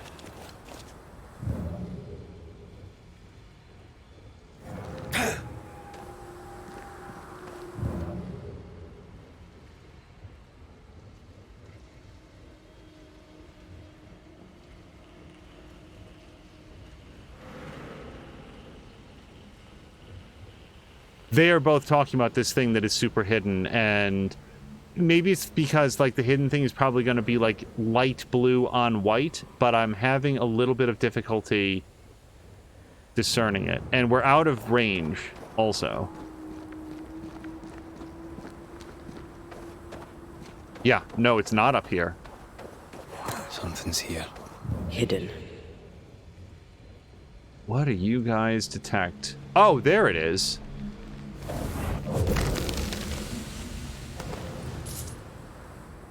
Sam said that where he is, they never really had winter. We had like 1 week below freezing. That week was like negative 20 degrees, but it was just the 1 week.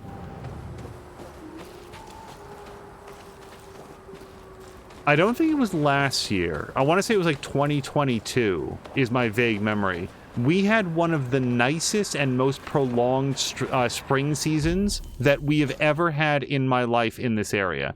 This does not feel right because we have not been up to find your own way up. Yeah, this is the way back. So we want to go...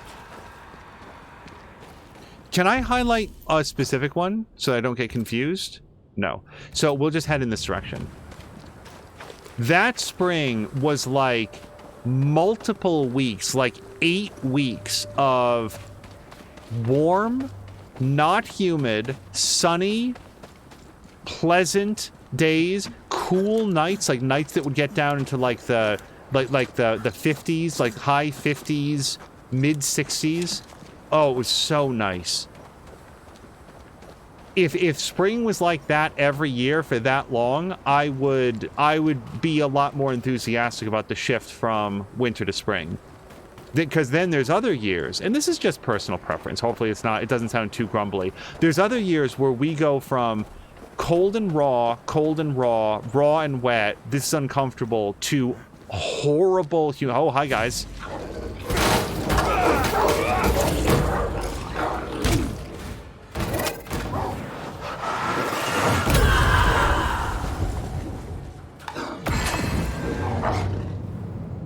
Those are not spirit dogs. Those are just regular wolves. To just it snaps from winter directly to summer in the course of like 3 days. And that shift is often just really difficult for me personally. That sudden shift from like no humidity to high humidity. It is surely the smallest problem of our lives, but my preference is for more gradual, like, boy, isn't this spring really nice? Okay, actually, that's it. That's what we had in here. We killed some wolves and took their mushrooms.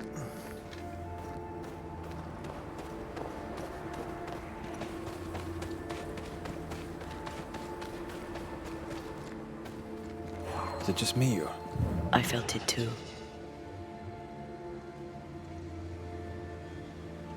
I also think we're at the point where I can safely say that I really like the performances for both Red. There's nobody whose performances I don't like, but we've gotten the most of Red and Antea, and yeah. Picking up something spectral nearby. Good stuff. What are you telling me? Rings of Power? Here we go.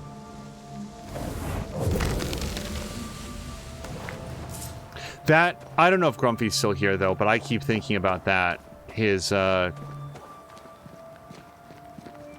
that's a big sudden family expense, and I guess if there's a lesson to be learned, whichever one of the bugs that did it, and it's none of my business, the lesson will be learned now so that later on Please, we have a survivor.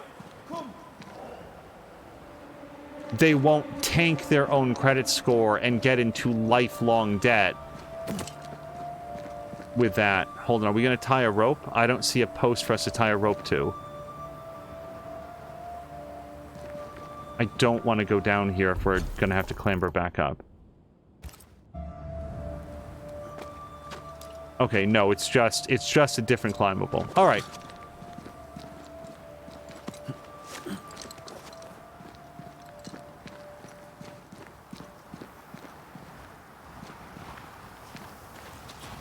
Like, if there's a good that comes out of the story that Grumpy shared, and that good is a lifelong lesson on avoiding that kind of, like, microtransaction and doing just one more, and, like, those bills come due and you have to pay them. I've shared, at least in oblique terms, I don't remember how specific, but I got a lesson that I have valued my entire life from the mother of a good friend of mine. Not you know, it's a long and complicated story, but the mother of a friend of mine, I remember being in the backseat of her car and she was talking about her friend and sharing the story and being like, you can get into debt in a way that will haunt you for decades. So you gotta be careful about that. And I've always remembered that advice. It was much more specific than I'm making it sound. But the point is that, like, find a way to learn those lessons in a way that don't ruin your life.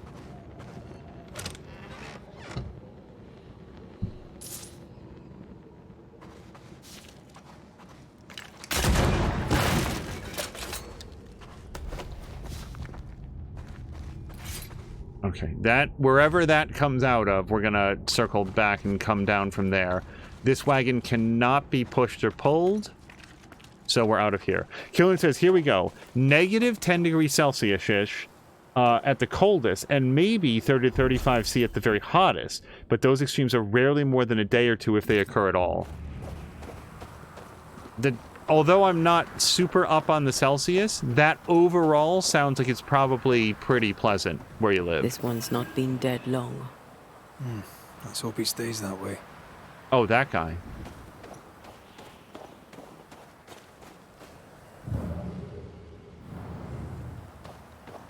So we can go up that way.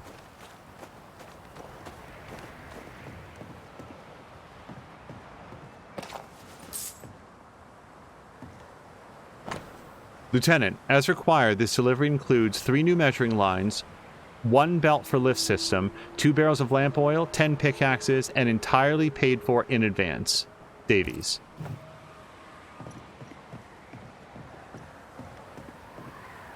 Was this, by the way, was this the, I think it was. Yeah, no, but no regrets because we took a much better path and we got some experience points and a lot more items. Looks like they were taken by surprise. Julian says, nope, it's not. That summer's way too hot for me. I'm no summer person. I am... So there is one thing that I really, really like in the summertime. And one thing that I can tell you right now I'm super excited about. Excited is a weird word for what I'm about to describe. Starting in the late spring and summertime, my producer and I will go on fairly lengthy walks. It's about 3.5 miles just around the neighborhood. And it's like, it's just a great opportunity to not be this anywhere. Place looks like the drawings on the map. Okay, we're starting to hear about the map, so let's keep an eye and an ear out for more. Whoever it was who made it so that they acknowledge when they're near one of the map locations. Thank you, because I'm not very good at finding those necessarily. Wow, okay.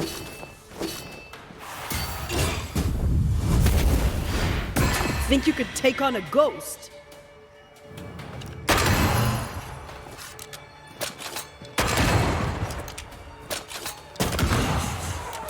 Move, Red.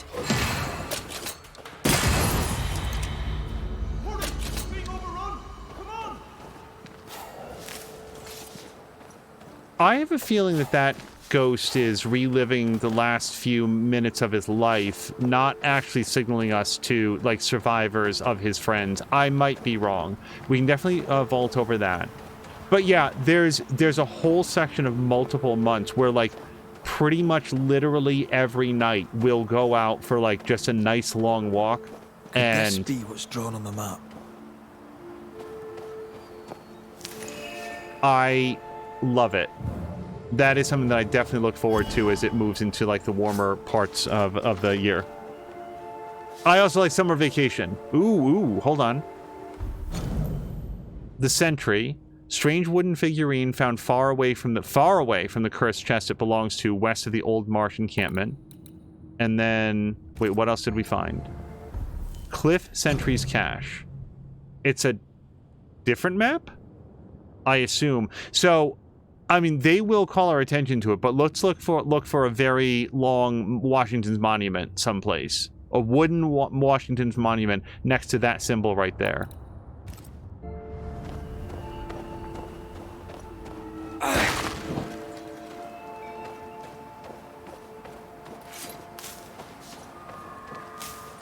Because, like, here's the thing. I'm not anti-sun.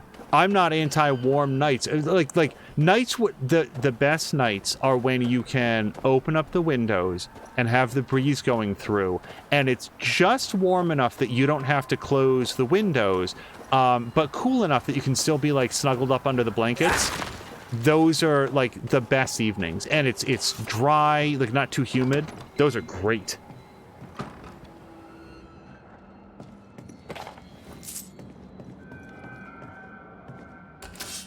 The only exception to that is every once in a while, there's a skunk.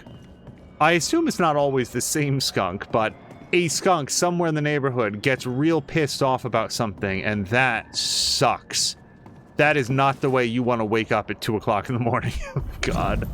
The invisible enemy. In 1345, the old world would have been saved from the Black Plague if only the cowardly merchants had not fled the city of Kaffa, bringing with them the disease across Italy and then the whole continent, killing millions and despairing the rest. Epidemics are the invisible enemy, able to defeat the strongest armies, for they instill fear before any blood may be spilled, and they have struck and already condemned families to death way before the first grave may be dug. When facing disease, the wise men know there are no alternatives. There are no alternative but to isolate and lock down the sick until no more cases are reported among the healthy population.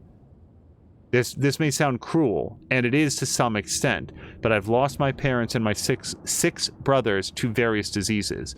I've witnessed the ravages of uncontrolled epidemics. It is a question of survival and sacrifice of the few for the benefit of the rest. Discipline is the key, and in that matter, officers are the best trained, them who already know the burden of command. So, that's cool. Unless you have a carrier. Like, my understanding is... Oh boy, see, this is where I learned something at one point, but it's now been enough... Hello! It's a new outfit. Ethereal garb. Before we do anything else, let's see what it looks like.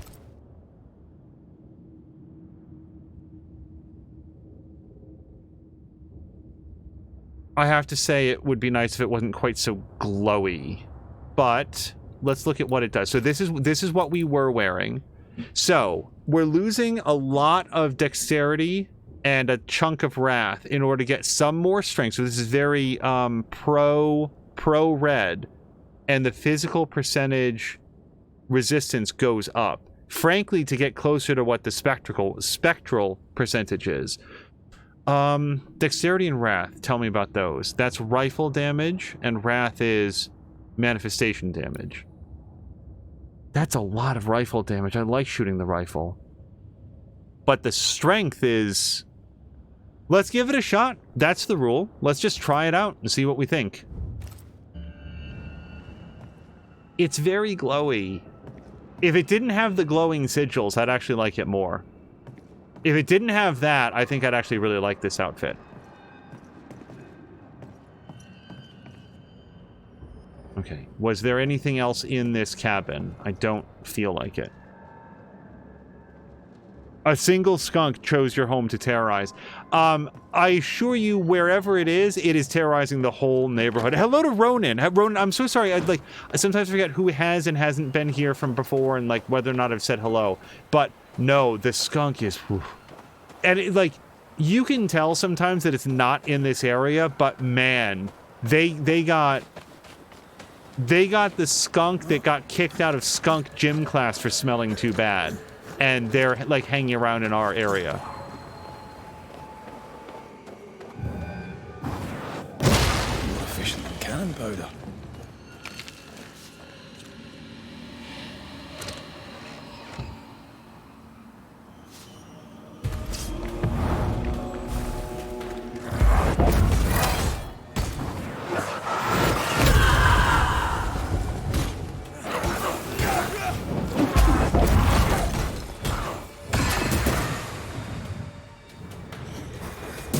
Die, you bastard!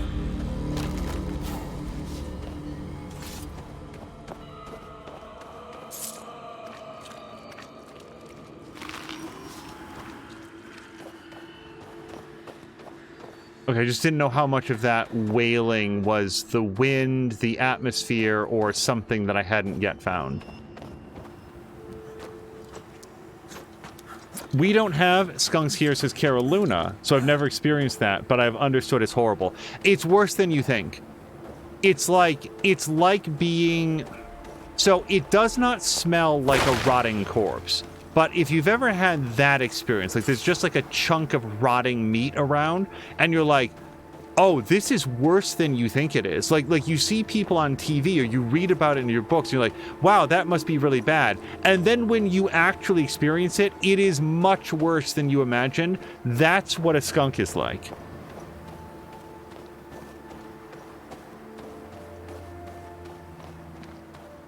I do not remember if I've gone in here. It doesn't feel familiar.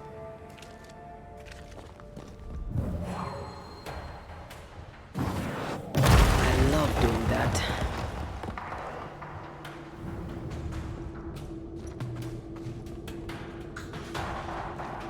And for the most part, like actually on our walks, we have on occasion run across a skunk. And we turn and travel in the other direction.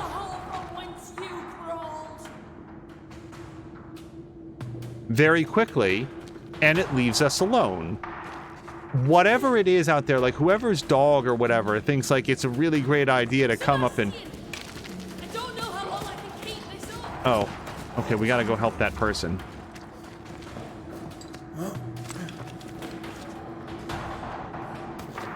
Rowan is saying that he's never seen a skunk in person. You would recognize it immediately. It's they're about, at least in our area, they're about the size of a cat, but they don't move anything like a cat does. They have this sort of like swimming shuffle that they do along the ground because they're like very close to the ground, and then the white stripe sort of stands out.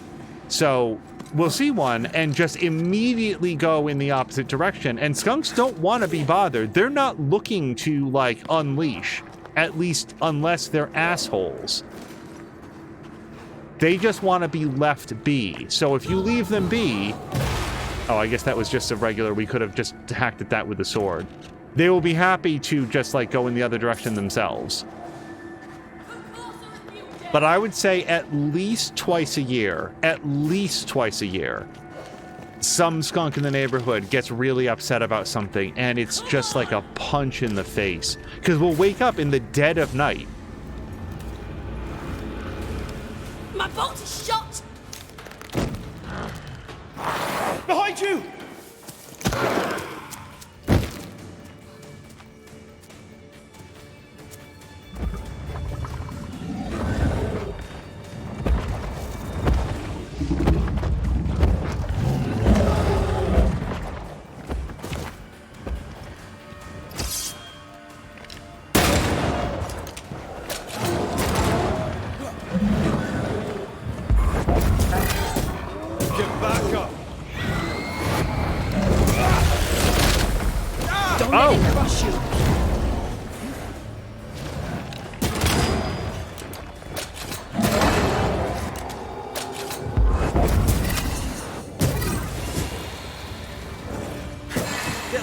Won't you?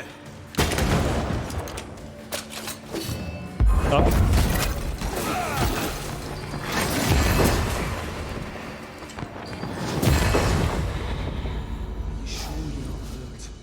I'm fine. Stop fussing. When the new to me control scheme isn't like...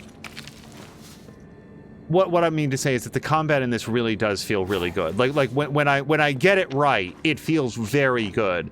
And that's when it's like 60% of the time, and the other 40% of the time I'm pressing Y to do heavy attack, which is just a muscle memory from a lot of other games. It's like I want to show this combat as good as it actually feels when you get it right. A timely arrival. You'll be Haskell's Banishers. Thank you. Thank you both.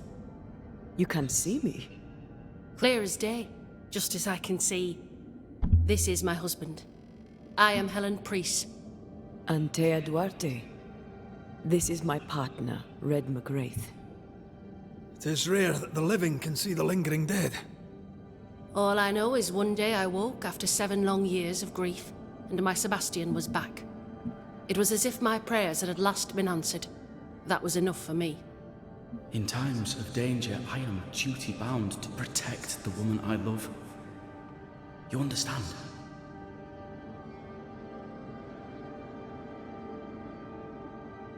Since it's Antea specific, if this was Red, I would not ask this. Since it's Antea, I think that she has a right to ask this. What was it like for you? After my own death, I floated outside of time without knowing what was happening to me. Floating outside of time? Yes, that's exactly it. True love finds a way. That's all that matters. Andrew White sent us. He thought you might be in trouble. Plainly, you needed your guardian angel. We needed more than one. Thanks to you, we'll resupply the camp. Matthews and Williams did not die in vain. This was a risky expedition.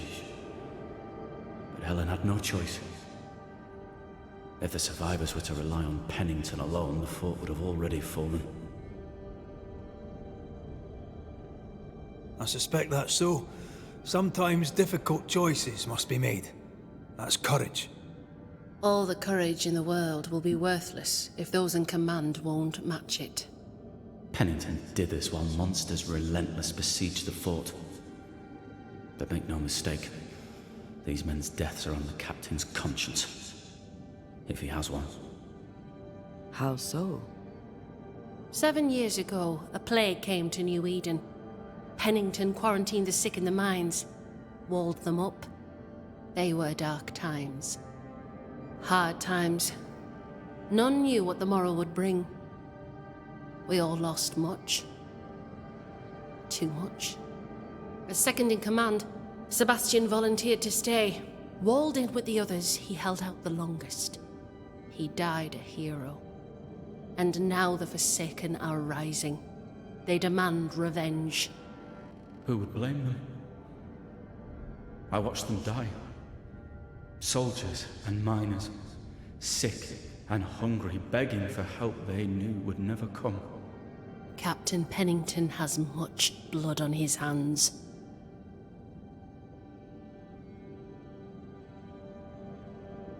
So one thing I'm keeping in mind with Red is that he himself is making some difficult decisions.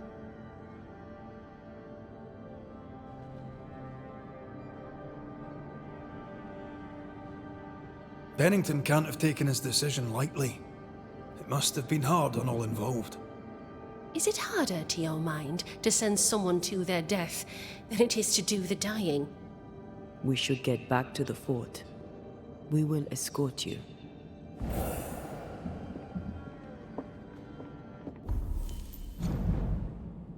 Entity. The specters in the mines bear a grudge against Captain Pennington. Oh, Pennington! I definitely recognize this guy. So, let's just read. I just wasn't recognizing him by name. Arriving at Fort Jericho, Red was denied entry. The exhausted garrison is battling waves of specters and will take no newcomers without the say-so of a Helen priest, who had gone foraging for supplies and had not yet returned. After destroying the source of the attacking specters, Red and Antea went looking for Mrs. Priest. A ghostly voice led the Banishers to Helen Priest, holed up in a cave, fighting for her life, her husband Sebastian's ghost at her side.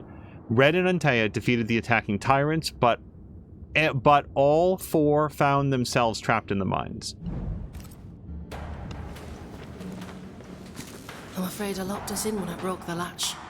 If there's a way out, we'll find it.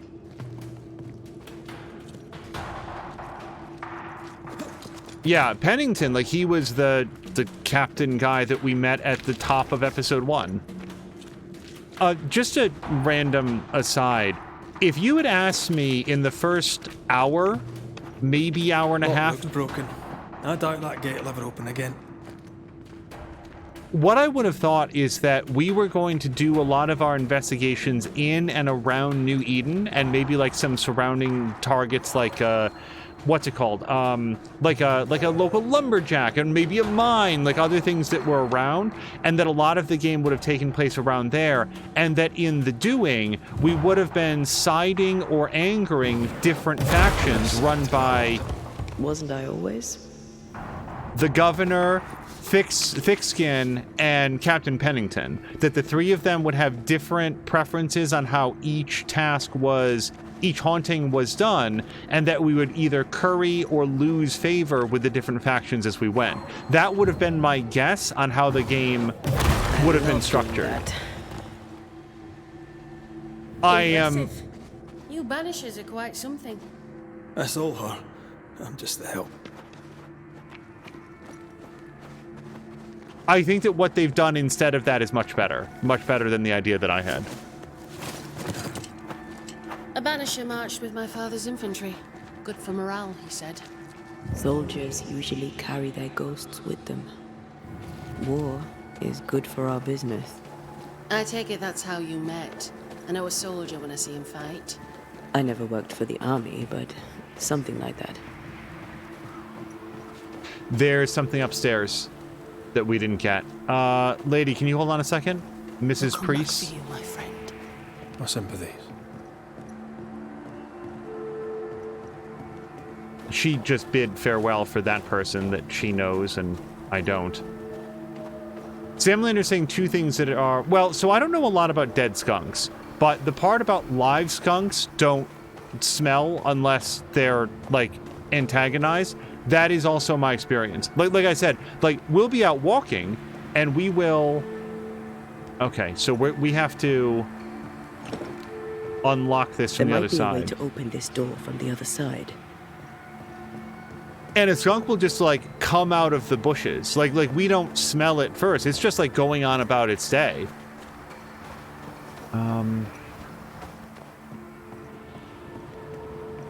We can hit it from here. There we go. What are you doing? I thought we were heading back to town. That's a terrible impersonation of her, by the way. Personally, Jab says, I've grown bored hearing one awful story after another. Like the ghosts and stuff, I would anticipate more awful stories. Waterfall cache. So that is... Oh boy, the perspective on this is something out of a Ted Roll, but the artwork is much, much, much better. So if that's the fort... I have no idea. Oh. Maybe this bridge that shows right here is that bridge that it's showing from, like, the side panel. All I'm saying is that we're going to wait to see if we can get a, like, we'll wander in that direction and they will say, oh, this is where the map points.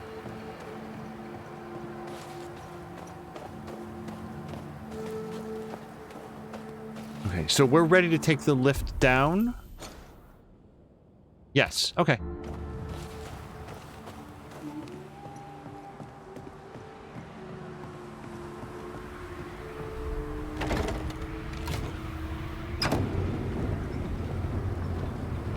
All of this for 2 miserable powder boxes. How low has Pennington brought us? If you didn't like him, why did you follow him? I followed his reputation, but he's no longer the same man. What would you do in his place? I'm doing it. He sits behind his walls waiting for them to fall, and I'm out here fighting to live. We're fighting for our lives. The captain is in the way. These internal conflicts are a risk for the stability of the fort. A necessary risk for the survival of all. But I agree. This must end.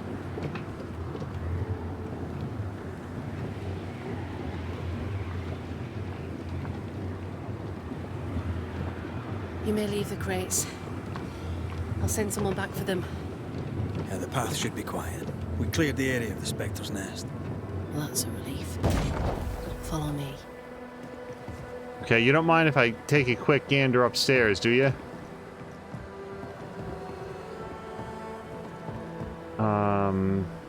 How would we get up there? That door doesn't actually look barred, assuming that it's a door.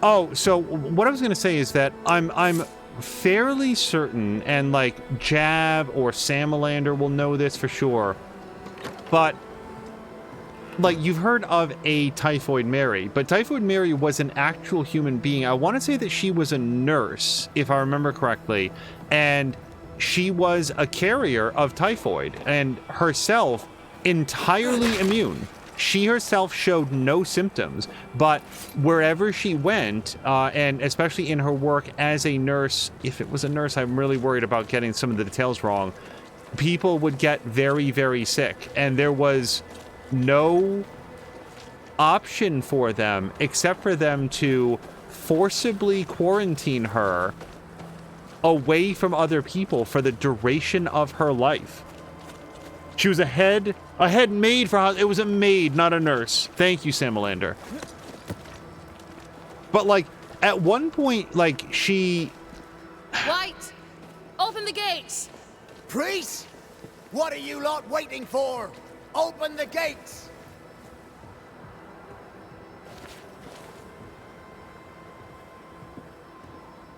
Go talk to Pennington.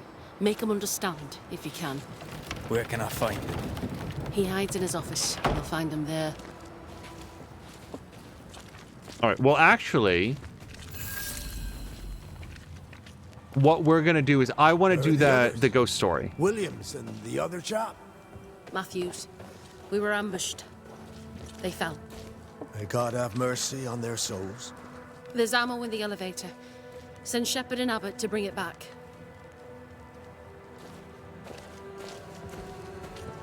Good to see you living, sir. Keep it short, I'm on duty. How are folk doing? Fighting fit? They're farmers, most of them. Shopkeepers, house servants, hunters. We've one old soldier, but he's sick. Them who stand dead on their feet. Fighting fit, my arse.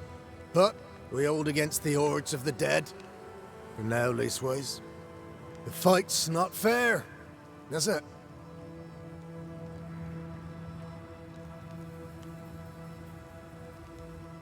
No, that's wrong.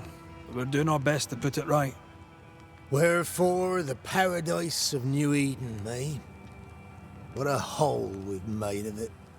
Mind you, if we stop digging, we die. Had any good scuttle lately? I'll spill it if I have it, but be quick. I'm busy. We've known an officer or three, you and me.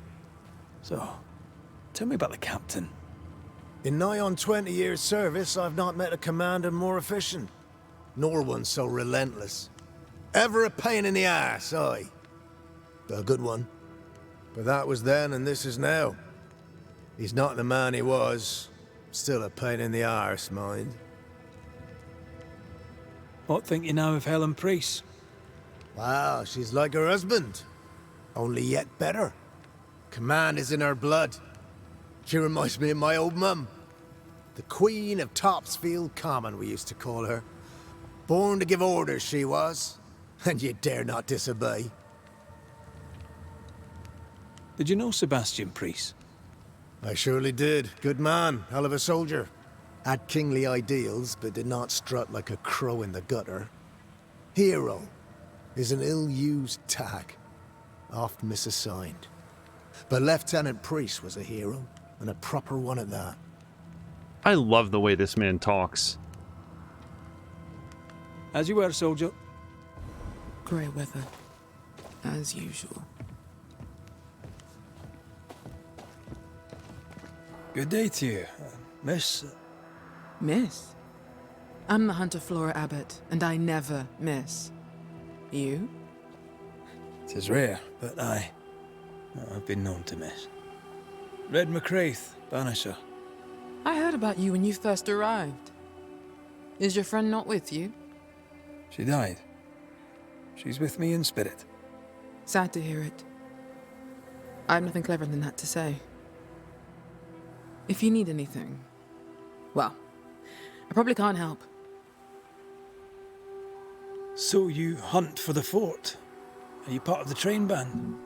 I serve, in my way. Before the curse, I traded with the people of New Eden. Meat and fur, bartered for whatever they had that I needed. How did you end up in New Eden? You won't mind me saying that you're not like most people here. And yet, I am a New Englander. Born on a farm not far from Boston, but always preferred the wild. So I came to New Eden. In time, I came to love it. It's cursed, and I'm still here, aren't I? What do you know? Tell me about your day-to-day. If I did, would you listen? Talk to me of Captain Pennington. I've worked for worse. I'm able and I give him no trouble. In return, he makes sure I get none. He respects me. That makes him an excellent judge of character. Don't you think? What can you tell me about Helen Priest?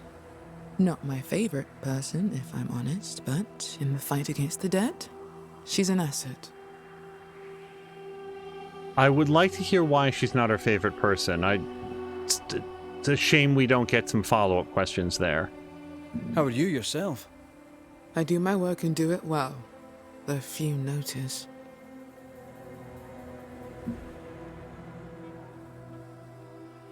I'll take my leave of you, Flora. I'll not stop you.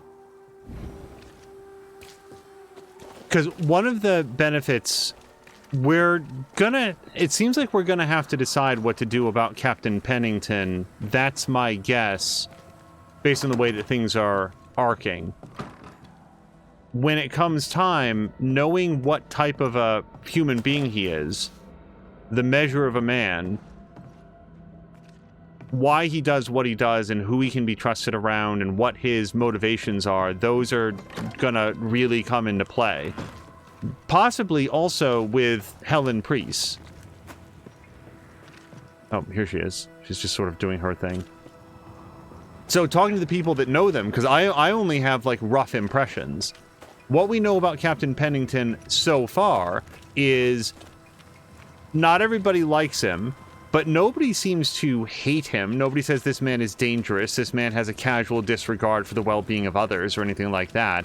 And the hunter lady actually actively likes him and says, you know, I earn my keep. He sees and respects that. Argue until you hear me. And make sure that nobody gives me grief. I hear a hoggish harridan, a narrow nag, a selfish shrew. One of these days, I shall poison your soup. And the day before, I'll take you to the highest cliff and push you off it. You're new. From where have you sprung? Name's Red McGrath, a banisher, come from across the deep blue sea. You look a landlubber to me. You should feel right at home. John Rumble. Are you a married man, John? Aye, to Abigail. I count myself lucky. Are you married yourself, Mr. McGrath? Marriage wasn't for us. But I suppose you could have called us man and wife. No, you could not. Marriage is a union conceived by men. Men are fallible. Oh, I was distracted by her.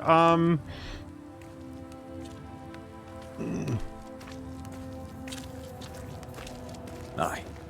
Our feelings exactly. We were happy. Why ruin it and live to regret it? Regret? Oh, I've no regrets. She's a fine woman, my wife. Finer than likes of me deserves. I'll not say a word against her. Not a word, sir. Okay. It's just very different than the conversation we heard them having. What's the word round here? Look around you. We're barely hanging on. You'll have to be Miller to enjoy the situation. The merchant? Aye, the freedman. He's the only one who'll leave Fort Jericho with more than he came with. Some people have all the luck. What can you tell me about Captain Pennington? What about him? I don't know. Is he a good commander? Do you like him? Does he have secrets, that kind of thing? If, say, I thought him a blockhead, then I'd not say so. If, say, it was my wife's stupid idea for me to join the train band, I'd not say that neither. Someone's saying, wait, isn't this the guy who is actively proposing murder? It is indeed, and I do feel like we're getting closer to the truth of it there with that last comment. Can you tell me anything about Helen Priest? A bold woman, clever too. I'll be glad to take her orders. I'm interested in Sebastian Priest. Do you know him? I did not, but I know the lieutenant's name. We all do. He died a hero. Call comfort to Helen, no doubt. May you prosper in good health, John. He that does good is of God.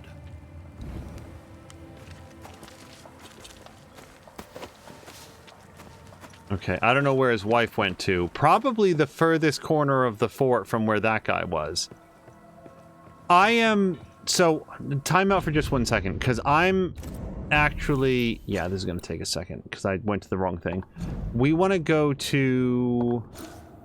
haunting cases. This. I wanted to go find the ghost woman, Fernando.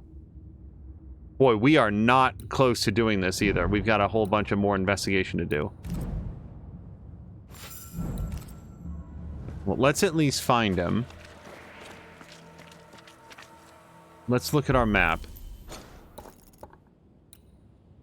Let's go check out this point of interest.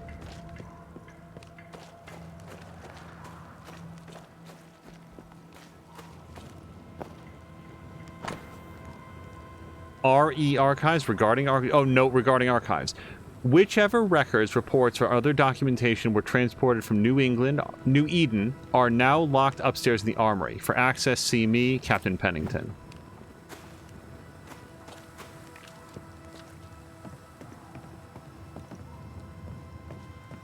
But the note that we read, the book that we read about when people are sick, what you have to do is quarantine them, and if they die, they die, but that's the only way to stop the spread of disease. That was authored by Pennington, unless I'm badly misremembering.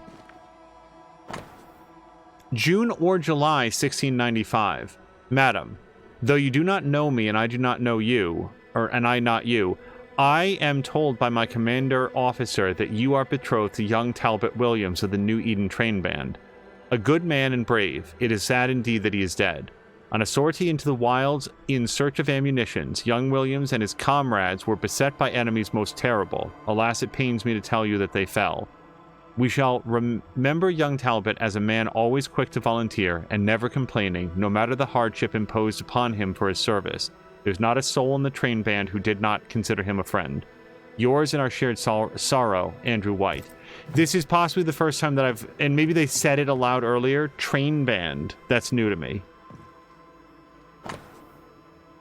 June, July. Mr. Matthews, sir. I write in the hopes that someday soon, you shall receive this letter in which I inform you of the sad death of your son, Elliot, killed in recent days upon the slopes of Mount Jericho.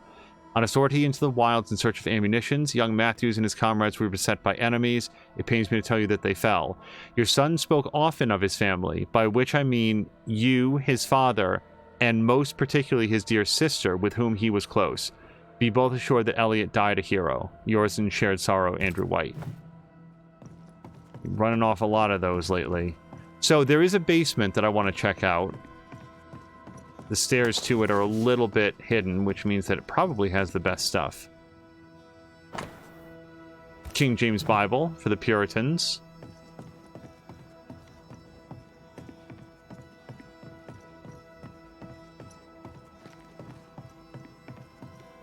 Yeah, I had quite the double take when that guy was like, oh, not say a word against my wife. Not one word.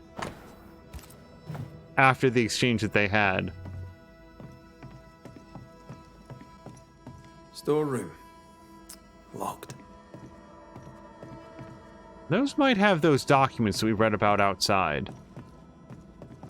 And then we've got another... What's the phrase I'm thinking of? Not barracks. Barracks is where you sleep. Brig. Is that... Would you call it a brig if it's in a military fort? Or is it just a cell? And that actually might be everything in here. I thought that there was more of an upstairs, but there is not. Okay. This is not the shop that we're looking for anyway.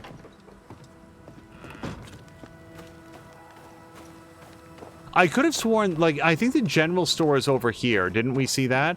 Also, I absolutely picked up on that dude who was very, very anti-people in the general store. Yeah, here it is. Good day, sir. Nathaniel Sather at your service. What can I do for you? Mr. Sather remains to be seen. Red McCraith, by the way. The Banisher. You seem a chatty fella. We see precious few new faces around here. You'll forgive me if I use you for fresh conversation. Tell me about yourself. Share your business. Tell me what's important to you. I'm from Boston. I love it very much. So much more lively. A fine mix of conviviality and anonymity. I miss that life. The music, the colour and the splendour, the dance of commerce. The flower sellers, forget-me-nots. Oh, the forget-me-nots. I very much wish to go home. What are you doing here then? I'm the shop boy. When the store moves, I move with it. Old man Ingersoll opened up a general store in Boston back in '78. Then he married Bathsheba. I came with them to New Eden intending to quickly return, but Mr. Ingersoll died. I extended my stay. They took me on when I was just a boy. I've no family. All I have is my Thomas, my closest friend. You have, as my granny would say, the power to talk the back legs off a two-footed donkey. But I bet you listen too. What do you hear hereabouts? Oh, little of interest. Pennington has signed John Rumble to the train band, which means nothing at all to me. I believe John was down the flooded mine. That can't have been fun. Maybe the militia will be good for him. Huh? You never know who'll take to soldiering. You say that, and I defer to your experience, but I'm sure it's not for me. What can you tell me about Captain Pennington? The captain? I've not a single bad word to say about that dismally antiquated, superannuated old man. His depth of experience is inspiring, although I shudder to think what those experiences have done to him. But we should respect our elders. We should listen to their point of view, and then ignore it as we look to the future. Ladies and gentlemen, we have an award winner for the backhanded compliment. What do you think of Helen Priest then? I'd put her in charge if I could. She's bright, trustworthy, thinks for herself. She's not married to old doctrine. People here are desperate. They're sick, they need courage. And Helen Priest fears nothing. More generally, how fares Fort Jericho? It's cold. Our clothes are inelegant, the walls are drab. There's no music, no conviviality. There's no gaiety. Boston isn't much of a city, but I miss it. I wonder what I could make of this place were I allowed. You can paint a turnip red, but it still won't be an apple. True, but stack enough red-painted turnips about the place, and even the dourest Scotsman shall surely crack a smile. I must go. Thank you for your time. And I for yours. Take care. I really like that guy. No Ferdinando here. Well, nonetheless, whoever wrote that guy, and then whoever they got to like act him, they nailed it. Greetings. Welcome to Ingersoll's General Store. I'm Bathsheba Ingersoll, the owner. What can I get you? A comb, perhaps? A comb. Very funny. Red McCraith, and pleased to meet you. I met your friend Miss Duarte briefly in New Eden Town. I'm so sorry for your loss. She seemed a vibrant and resolute young woman. And she seemed eager to leave town as quickly as possible. Tell me about your store. Tell me about you. The original Ingersoll's in Boston was grand and fine, but it burned in the North Square fire of '91. We moved to New Eden with Nathaniel. But before Natty could return home, my husband died. Then came the curse. And now here we are. Welcome to Ingersoll's of Fort Jericho. You never wanted to do anything else? My husband was prosperous and affluent. I was young and clever. We made an excellent match. He taught me everything I know. The store is my business. My legacy. My story. It is who I am. I don't like running a store. I love it. The shopkeeper must hear everything that goes on. Tell me something interesting. Just between us. You assume me to be a gossip monger? What do you wish to know? What can you tell me about Captain Pennington? He lets me trade. I like the man. He says Ingersoll's store is good for the fort. I very much agree. What can you tell me about Helen Priest? I like her, though she's impetuous. Terse, even. She fancies herself a leader when she should know her place, and that place is below the captain. Thinking about it, No, I don't think I do like her. More generally, how fares Fort Jericho? Well, it's cold. Folk are hungry more often than not. I've little to tell you won't hear from someone else. But Ingersoll's is open, so all is well with me. Shall we trade? I rather think we should, sir. What interests you? I'm just looking to see what else we've got, including a brand new decoction that I want to check out. I adore the fact that even when there's like on screen, the menu option is tell me about Captain Pennington, tell me about what's her face. He has a different line of dialogue so far for every single person. Like, they didn't just recycle the same voice line over and over again. He has unique dialogue for every single person, which I think is awesome. Hitting an enemy with the rifle stock attack, which I have never ever once done except when it tutorialized me, reloads the rifle. Rifle weak spot damage increased by 20%. I would like to have a better decoction no matter what. I can afford this. It would be all of my money.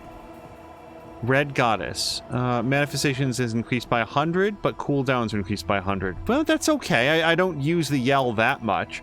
Spirit Pick. I do use the dash all the time. Spirit Pick. Spirit points gain 7. Damage dealt by Red and Antea is increased by up to 20%. The lower the Spirit gauge. That actually seems really good.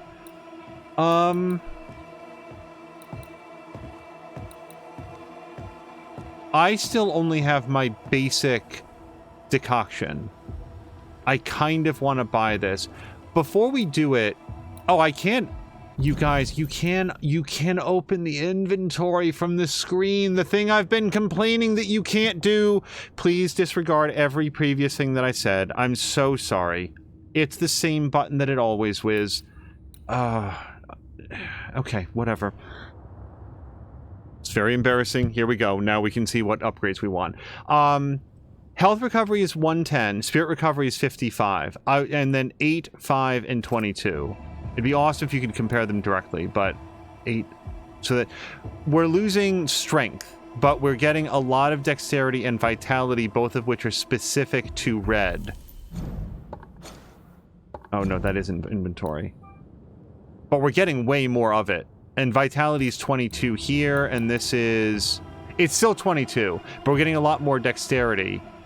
I think we're going to buy this. I think I'm going to switch out for a new decoction, because I've upgraded every other thing. I have not upgraded my decoction. We're going to buy that. Yes. That's most of my money. Now, I think that we've got... Like, I've got 192 of these, 167. We can buy something else if we want to, but let me just start there. Let me go over here. We'll actually equip it. Whoops. It's going to take me a second, because apparently I didn't know that we could do it. Yeah, an essential liquor I didn't like very much. As much as this. This is way better. Zen Mind is way better. So we're going to grab that. Wait, can I not? Oh, I can't change equipment, but yeah, we're going to do that. And by the way, dexterity is rifle damage. Okay. Yeah, it's a slight drop in strength for like not quite doubling dexterity. Yeah, I feel like we get more than we lose with that for sure. All right. Now, if I wanted to upgrade our wristband, which is the only thing that I'm not showing, we would need crisp moss and silver. I'm not buying those things from her. I don't yet know what else we need. I do like this weapon set, though. This has really grown on me. So we can do this. Sulfur polypure. If we wanted to upgrade this, we've got plenty of the stuff to do that. If we wanted to upgrade this, I think plenty of stuff here. Yeah, I feel like we can do all of our upgrades. Can we upgrade the brooch? With 1 nest silt. Let's see if we can buy that off of her. Do you sell that?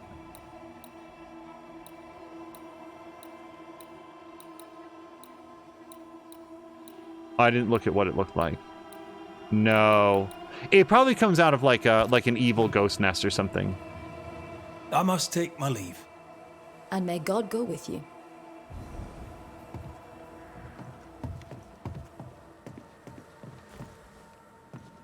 Take. Now, I doubt that his store is down here. Yeah. But the fact that there's a locked door there with a chest inside leads me to believe that we're going to have cause to open that door at some point. All right, let's keep looking around for Fernando's store.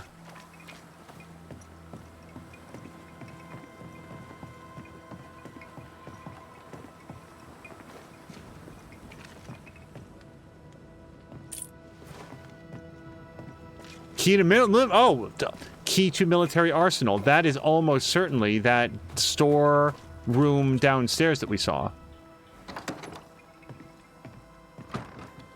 That was locked, and I said, I bet the documents from New Eden are in there. Kind of want to look through those before we go talk to Captain Pennington. Oh, so the other thing that I noticed there is, so far we have talked to... Well, hold on. My sweet Ethel, some of my comrades are sick. I can do nothing for them, squeamish as I am. Matthew spent the night at the nurse's side, carrying spew in buckets. A good man, though he speak little. I'm cold, I'm hungry, I'm tired, and yet there's fighting to do. Your Talbot. We've talked to two people who do not like,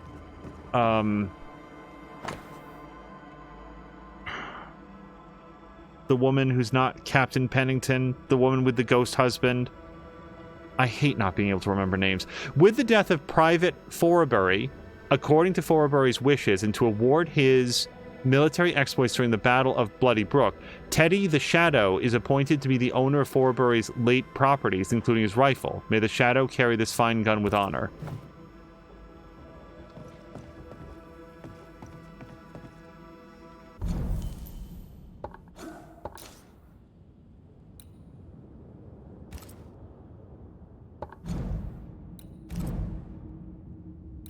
Helen. Captain Pennington and Helen. We've talked to two people who don't like Helen nearly as much as they like Captain Pennington, and I find it notable that they were both women. It was the hunter and then the shopkeeper were both like, oh no, Helen, no, she doesn't know her place. Like she should step back. Whereas, oh, hello. Captain Pennington. No time, no way out. No hope, no way in. No time at all.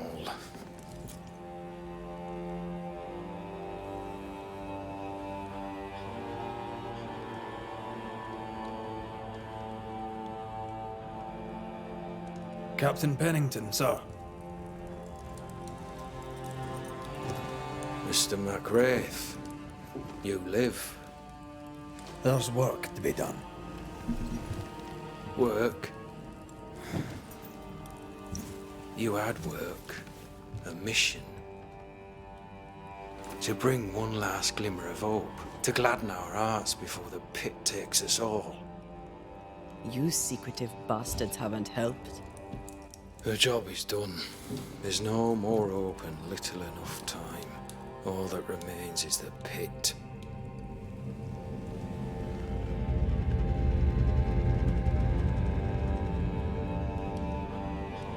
Welcome to the last stand, McWraith. Welcome to the end. I wouldn't surrender just yet, Captain. I found Helen Priest. We brought supplies. A waste of effort on both accounts. Hardly. We saved a life.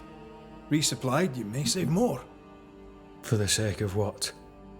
For the sake of days, a week perhaps? You saved no one. You've prolonged the terror.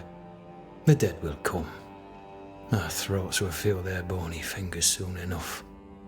The end is inevitable. The people man the ramparts, ready to fight. You sound like Priest. She has changed. Her return to Fort Jericho has made her impulsive, irrational. quarrelsome. I believe she did not fully grieve her husband's loss. Returning to the scene has, it seems, reopened the wound. It festers. She'll join the lieutenant soon enough. When our defences crumble at the last, the pit shall take us all.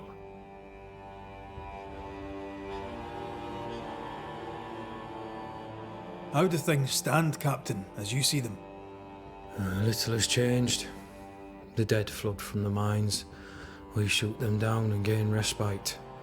Soon, the onslaught begins anew. The clock of our extinction ticks on towards the hour.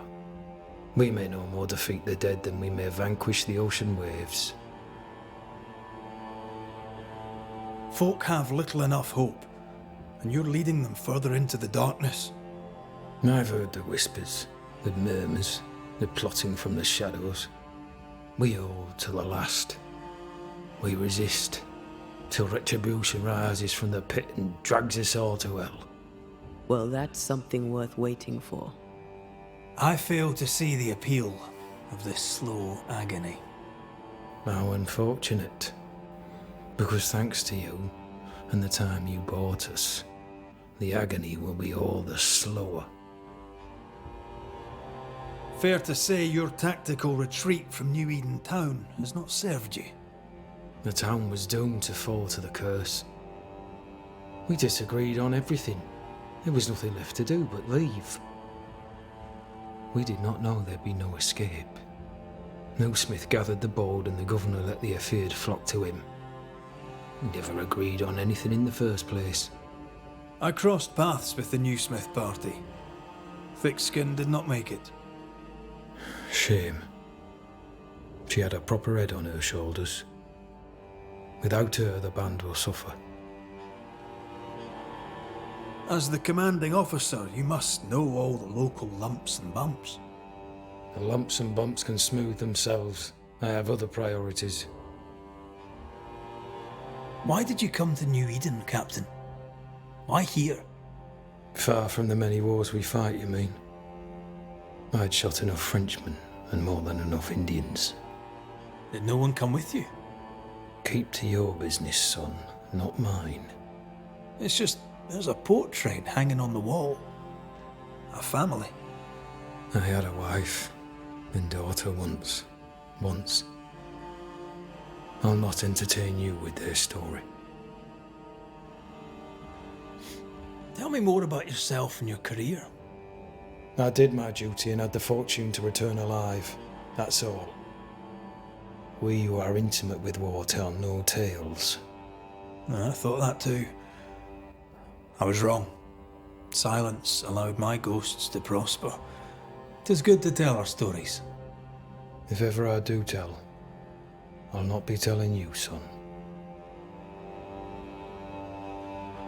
Permission to take my leave, Captain. And if I refuse it? Are you trying to recruit me, Captain? Do you really think I'd take the King's shilling? If I were to offer enough shillings, I'm sure of it. I need no new lieutenants. But if you wish, you may stay. This key unlocks the unused watchtower. You'll bill it while you're here. Okay, so that'll open up. We saw a chamber that was marked as being a resting point. It had the smoke outside and everything.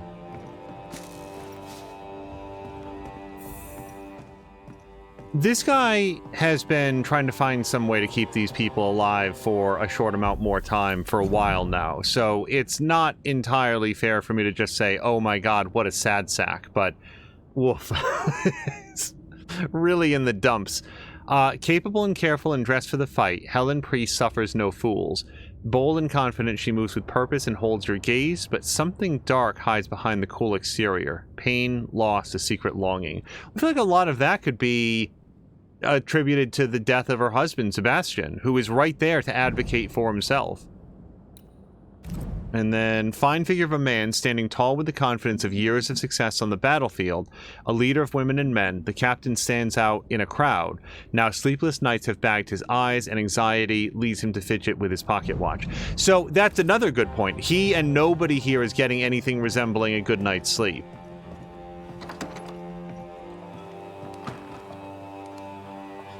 Similar to saying it's almost like On nobody one here. hand, a captain beaten by the world. On the other, his rival, haunted and mutinous. In a fort besieged by vengeful specters.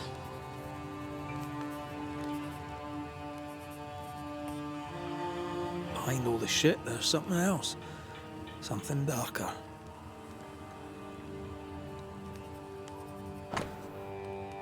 Okay, that's just another note about the archives that are locked up, although we have the key, and he doesn't know that yet. Or at least I think we have the key.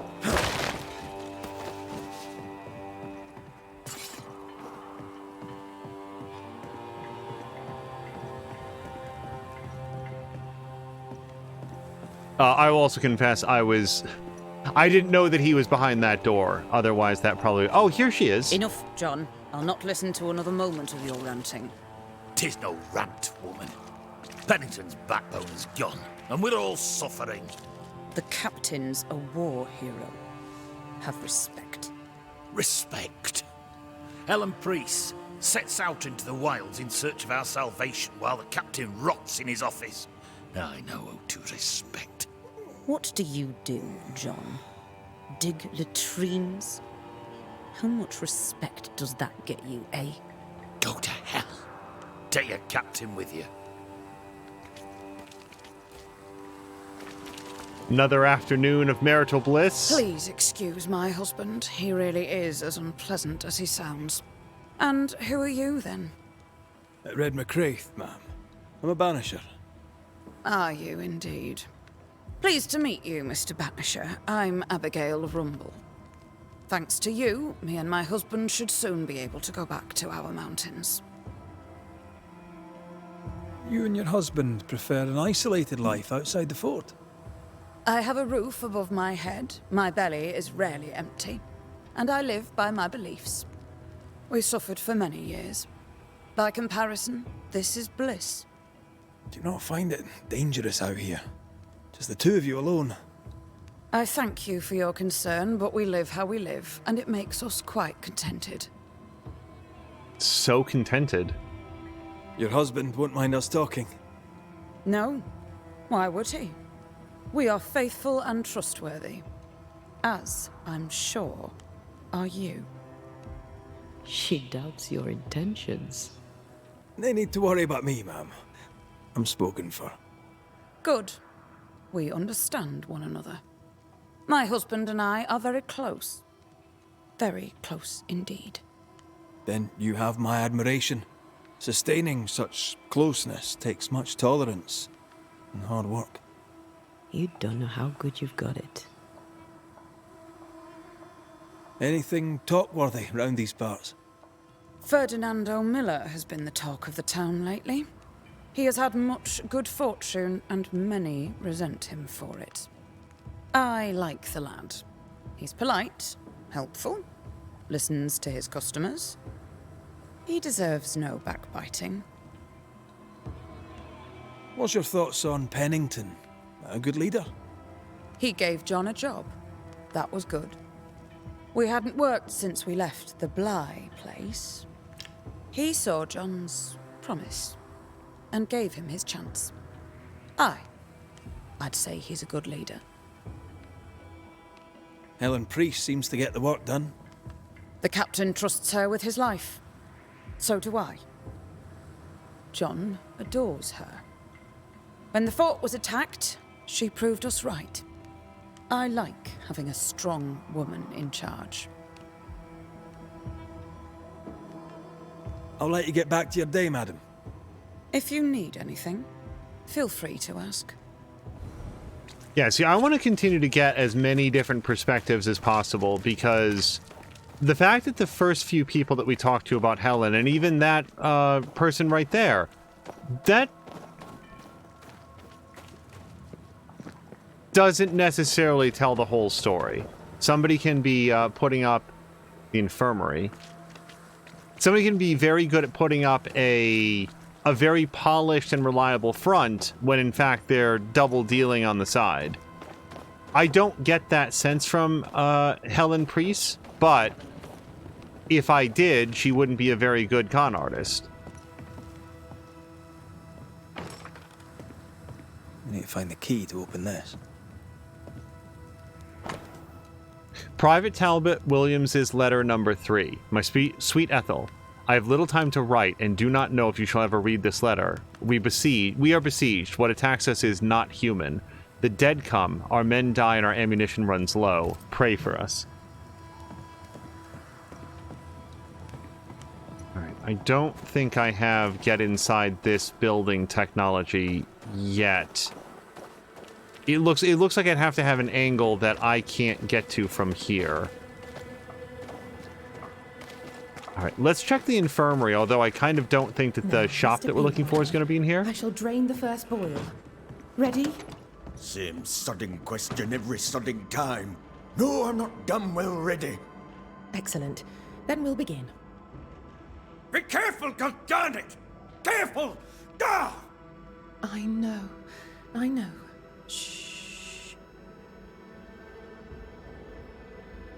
Yeah, I didn't really want to interfere with that. My apologies. I did not wish to hush you. I just prefer to focus on one patient at a time. Welcome to the infirmary. I'm Nurse Wings. Anne, if it sets you at ease. I'm a Banisher. Name's McCraith, but you may call me Red. Red. A pleasure to see a friendly face, or any face at all. What can I do for you? So, how'd you end up here? What brought you to nursing? That, sir, is a personal question. I'm a personable man. That's not the same thing. I was sick as a child. Very sick. Afterwards, I swore I'd serve others when they were sick. And here I am. What about you?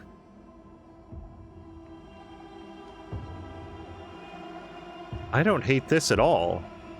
I fell in love with a Banisher. One of the best. Spent the happiest years of my life with her. And where are they now? Antea died in the meeting house in New Eden Town. Ah, that was you. I should have known. I'm so very sorry for your loss, Red. So very sorry. Times being as they are, how come you only have the one patient? Mr. Peabody's illness is unsightly. Fort Jericho has a history of contagion. Folk worry. What does he have? Not my place to say. You'll have to ask him yourself. All right. I'll not press you. Did you not fear infection? If I did, I would not show it. What's the word around here? I don't see folk much. I stay here, keep to myself. No visitors? No other patients? Helen Preece comes when she can. Captain Pennington would sometimes visit Mr. Peabody, but I haven't seen him in a while now. We haven't heard about Mr. Peabody before. What can you tell me about Captain Pennington? He fought King Philip in the Wampanoag. Led his company well, I'm told. It's not for me to like or dislike him, unpleasant though he may be. Tell me about Helen Preece. The bold lieutenant's widow. He's dead some years now, and she's not remarried. She's as much a soldier as her husband was. A fighter. Commanding, too. Even dead, you can see his influence in her bearing. I think I know how that feels. What about you? How do you feel? Oh, I'm alive and well. I'll not complain.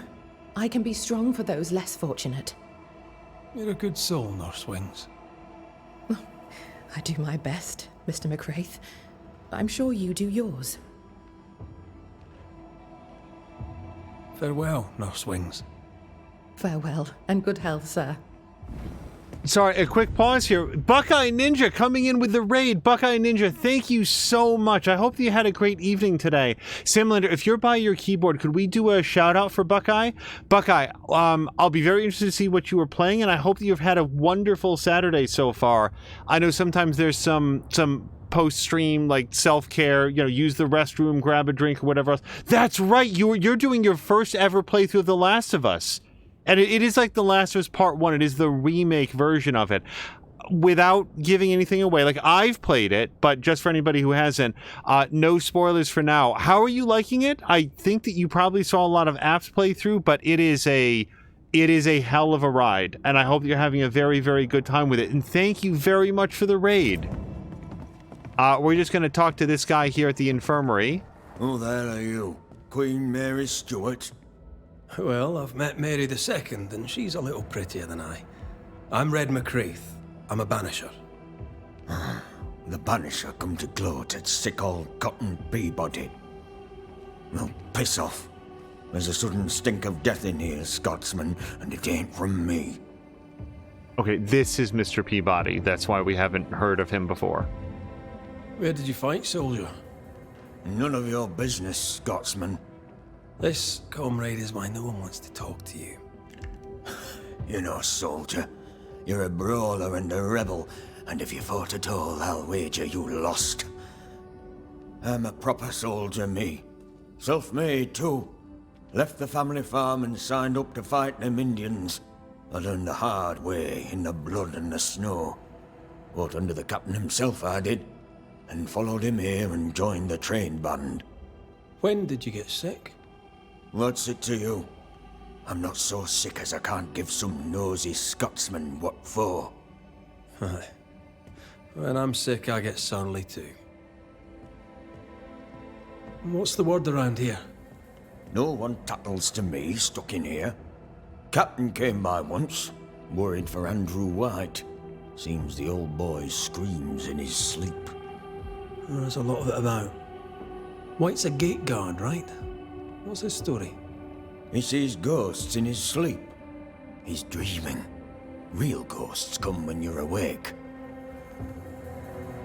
Tell me about the captain. Speak freely, I'll not get back to him. Let you get back to him. The captain is the best of us, and I'm proud to serve him. Proud, too, to give him my guidance when he'd call. Not that he calls no more. Suppose he has too much on his plate. Time's precious for the likes of the captain, eh? Tell me about Helen Priest. I promise it won't get back to her. Lieutenant's wife. Stood second to the captain herself. Now she's in command. Quite the rise, no? How's life about the fort? What do you want to hear? It's cold. We're hungry. Welcome to paradise.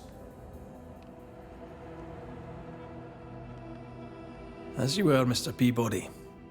See you about. Not like I can go anywhere anyways.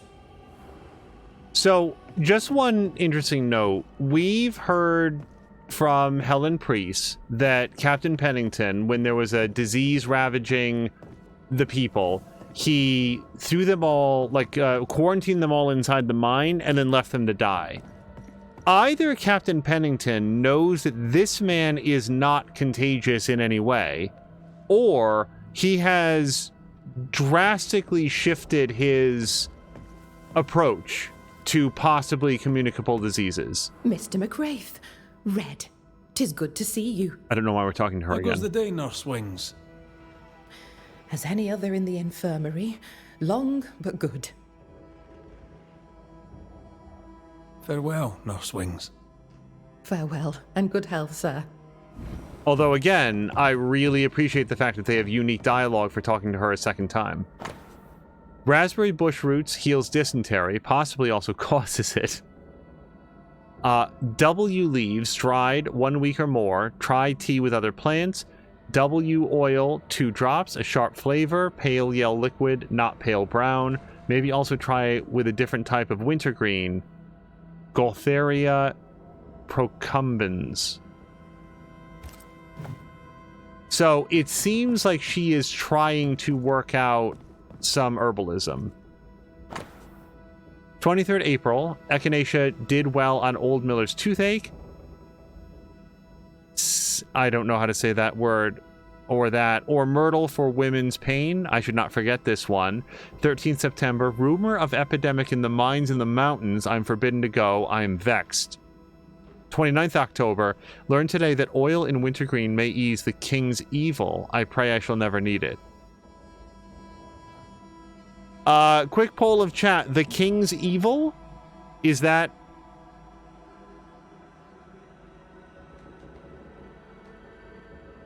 I can't guess. Okay, so Cara Luna has provided a link to Gotheria procumbens. I'm going to open that, if I can, if it will allow. First amputation, very young, poor boy. 15th June, Mindlaw knows many herbal recipes and will teach me. I don't think we've met Mindlaw before. I healed a soldier of a 5-day fever, and then she's got that.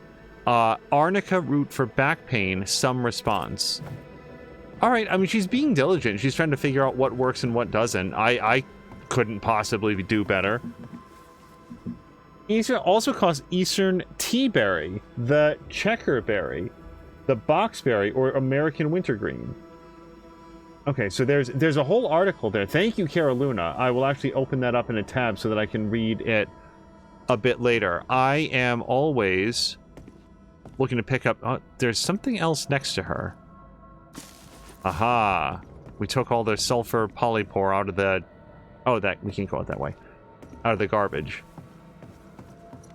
But yeah, it's very interesting to me to note that this man, who the captain plainly knows about because he came to visit him, has not been exiled due to disease, when it feels like that's the one thing that we know of that is his MO. Well, is that the trading post? Did we search every other structure in the entire place? Store. Fernando's? We searched every other place. Before we do there, I want to go take our key down and read the documents. Because we have, despite my best efforts, made a lot more progress on the Captain Pennington plot. So, I think we have this key now. Storeroom. Locked. Oh, wait, really? Storeroom. Locked. Okay, then we can't do that. Then what did we find a key to? I'll have to check our supply of keys, but I thought that the key that we got was to that. There were some more locked doors over here. No, they're still locked. Huh. I'll have to check my keys to reread the description. I just assumed it was in the basement of the place there. Killing is saying it's a plant. It kind of makes it worse.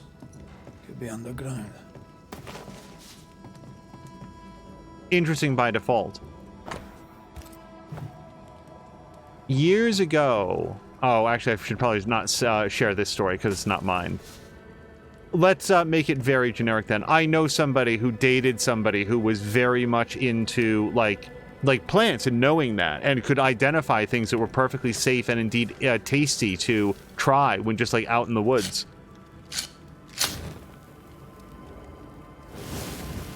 I really admire that kind of knowledge. All right, let's take a knee here. I want to check our inventory. So, I would say that upgrading our armor is my first thought. This is going to take our physical resistance up some, plus our strength and wrath. It's all good news when we upgrade this. So, and it's very, very affordable for us. So we're going to take that. Now this, we would need a few more seashore candles. I'll actually check to see if they sell those locally. How about our sword set? We can do this very easily. Now, we only have the one Scourge Accretion, so before I commit, let's just see if we wanted to spend that on any other thing. No, and in fact, we have a ton of what we need here, so let's upgrade our... Do you say Samhain? Isn't there some, different pronunciation for this? When blown, these worn animal bones, carved with the Celtic funerary symbols, hiss with a low hum. It's meant to help wandering spirits and lead them to the afterlife. Seems worth upgrading to me. Then we need some more nest silt, so we don't have any of that. So now it's on to the swords. If I wanted to upgrade the rifle, that would be 42 linen. I bet you we can afford the 42 linen. And then if we wanted to upgrade this, yeah, I'm not going to spend my scourge accretion on upgrading a rifle that I feel like I have a better rifle I already like. What would it be for this? Linen and nest silt, so that's out. Brooch would be nest silt. Wristband would be silver and crisp moss, which I do feel like is very expensive. Oh, and we've got a whole other bone thing that we can do. Damage dealt by Red Antea against wounded enemies is up by 25%, but decreased by 90% against full health enemies. So that's only the first hit, and then you get plus 25% for every hit after that. That actually seems like a really good thing. I do note, however, a lot of red over there on the right. Not Red the character, over on the right-hand side. Seems like a real downer. Let's upgrade our swords. We're going to spend our accretion right there. And then the next upgrade would be, you guessed it, nest silt. Okay, did I get... I think that we don't... Yeah, I need to go, like, kill a level 25 squirrel. Level 50 squirrel. Level 200 squirrel. Caroluna, what level was the squirrel? But I need to kill one of those, and then we will have that. I'm going to rest. We don't often rest, but I feel like they've had a very, very long day. I'm a little sensitive. Like watch this whole thing here with Antea. She watches her love drift off to sleep, and then she just... That last scene of her, like, just holding her head in her hands. Kate Newsmith believed she did not measure up to her sister. Now she knows that in her kindness, she is at least her sister's equal. Thick skin has paid for her sins. But what of her sister? What will Kate do now? Her people look to her for their future, their protection, their survival.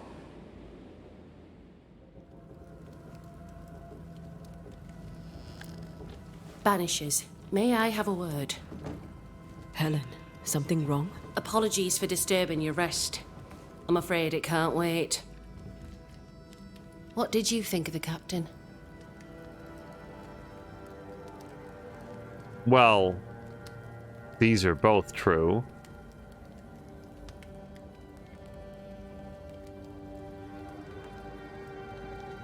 I saw an officer alone. A proud man turned to stone, perhaps by years of war. I saw a broken man. I did not see the tyrant you described. Inaction is tyranny. He will not act, but nor will he get the hell out of the way. I do not disagree, but the captain needs help. I too was a soldier, broken and haunted. With Antea's help, I recovered. Pennington may need the same. Leave Pennington to me. The good folk of the fort need your help. You are Banishers. The dead, you'll have noticed, hammer at the gates. I would like you to go into the mines and find out what enrages them so. I would like you to do what the captain will not. And while we deal with the hordes of angry specters, what shall you be doing? When the mines are purged, I'll oust Pennington. Where do we go? There is a second tunnel into the mines. The entryway was walled shut during the quarantine. Getting there will not be easy, but the barricade should fall without too much difficulty. After that, who knows? Underground again. Wonderful. If it soothes you, I too am taking a significant risk. The captain has a penchant for locking people up and leaving them to rot. Some years ago in New Eden town, the captain locked up an innocent woman. A fate I wish to avoid. How goes it with Sebastian? I'm not sure. I had never let go of my grief. I was bereft, empty. His absence gave me substance. I clung to it. Useless, really. My husband died in the dark with nothing but my handkerchief to soothe his last moments. And now, he's back. If each worthwhile thing in life is to be lived, and then when it is gone, to be grieved, then what now? I have to believe our love is enough. Love is all. Grief can hang. And yet I cannot hold him. I cannot feel his warmth. He is there, but he is not there. That hurts. All things are fleeting. Gaze upon the ghost you love, and you can't deny it, bitter though the thought may be. Yes, 'tis a blessing and a curse, yet against all reason, we persist. Let us make the most of time remaining. Is it your belief that Pennington's quarantine lies at the heart of the problem here? That this is why the dead rage so? What else? He walled them in. Miners, nurses, soldiers, the healthy or the sick, he buried them all, and then he lied about it. I'll brook his callous cowardice no more. Much goes on around here, and you seem to know about all of it. I try, and I could do something about it if the captain was out of the way. What brought you to New Eden? I came with Sebastian, willingly, mind you. My father was a soldier. I knew there'd be trouble. Sebastian courted me for 3 years. I swore when we married I'd follow him to the end of the earth. And here we are. How's morale about the fort? The fort has known better days. Not many, mind. It's always been miserable. Folk deserve better. They fought so hard and lost so much. The captain must show them a future. We should go. Then it's agreed. When you're ready, you'll investigate the mines. Take the hoist to the waterfall, near the outpost you first found me. From there, it is not far to the tunnel. Keep your wits and all your luck about you.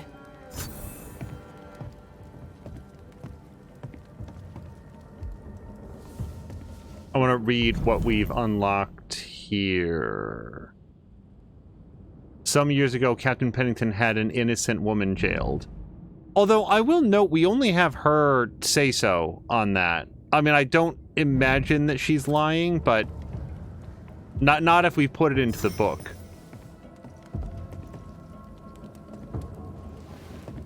Okay. So I think this is where we're gonna. I really wanted to finish up at least one investigation. I really wanted to do the ghost woman, but the way that these two plot lines have interwoven, we will have to wrap up and talk with Fernando for the next episode. I am still greatly enjoying this. This episode made me feel a little bit more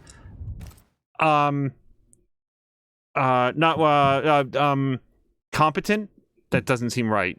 Capable? Whatever, with the combat. And it's very, very much fun. And we're learning all about this. I'm going to be keeping my eye on this because when she came just now, her coming presumably at the crack of dawn, even though like the sun doesn't move properly in New Eden, we've sort of identified that. Her coming by herself to say, man, I could really do a lot better than this captain. If only the captain was gone. If only I could get the captain out of the way. That's the most sort of like power hungry that we've seen her, which is something that some of the townsfolk had talked about. But that doesn't necessarily betray sinister intent. It could be that she recognizes that Captain Pennington is not able to lead them through this. His actions, she appears to sincerely believe that his actions caused this. And I'm not sure that if she was trying to set him up for a fall, that she'd say to the Banishers, go investigate the mines, go find out the truth about what happened. The only way that that happens is if she, A, had nothing to do with it, or B, is so confident in her subterfuge that she believes that she's planted a sufficient amount of evidence. And that doesn't seem likely given the fact that she can see Antea and knows Antea's a ghost and therefore privy to information that Red alone might not have. It's a hell of a play if she's trying to set him up and trying to put the Banishers on the path of like backing her up. I feel like she's dealing on the level, but that doesn't mean that she's right. And I guess we'll have to find out for the next episode. Buckeye Ninja saying thank you for the stream, as is Solid Chrome, Hickey, and Caroluna. This was a lot of fun and some very good dialogue, including a moment that Samalander picked out that I did not call out at the time when Nurse Wings said, "That's a personal question," and Red says, "Well, I'm a personable guy," and she says, "That's not the same thing." I don't know if he was being funny or if he legitimately didn't understand the difference between those two phrases, but that also was very, very good. I like some of the sometimes very dryly delivered humor in this game a great deal. Let's call it here. We're going to go find somebody to raid. Thank you guys so much, and I hope you have a great night.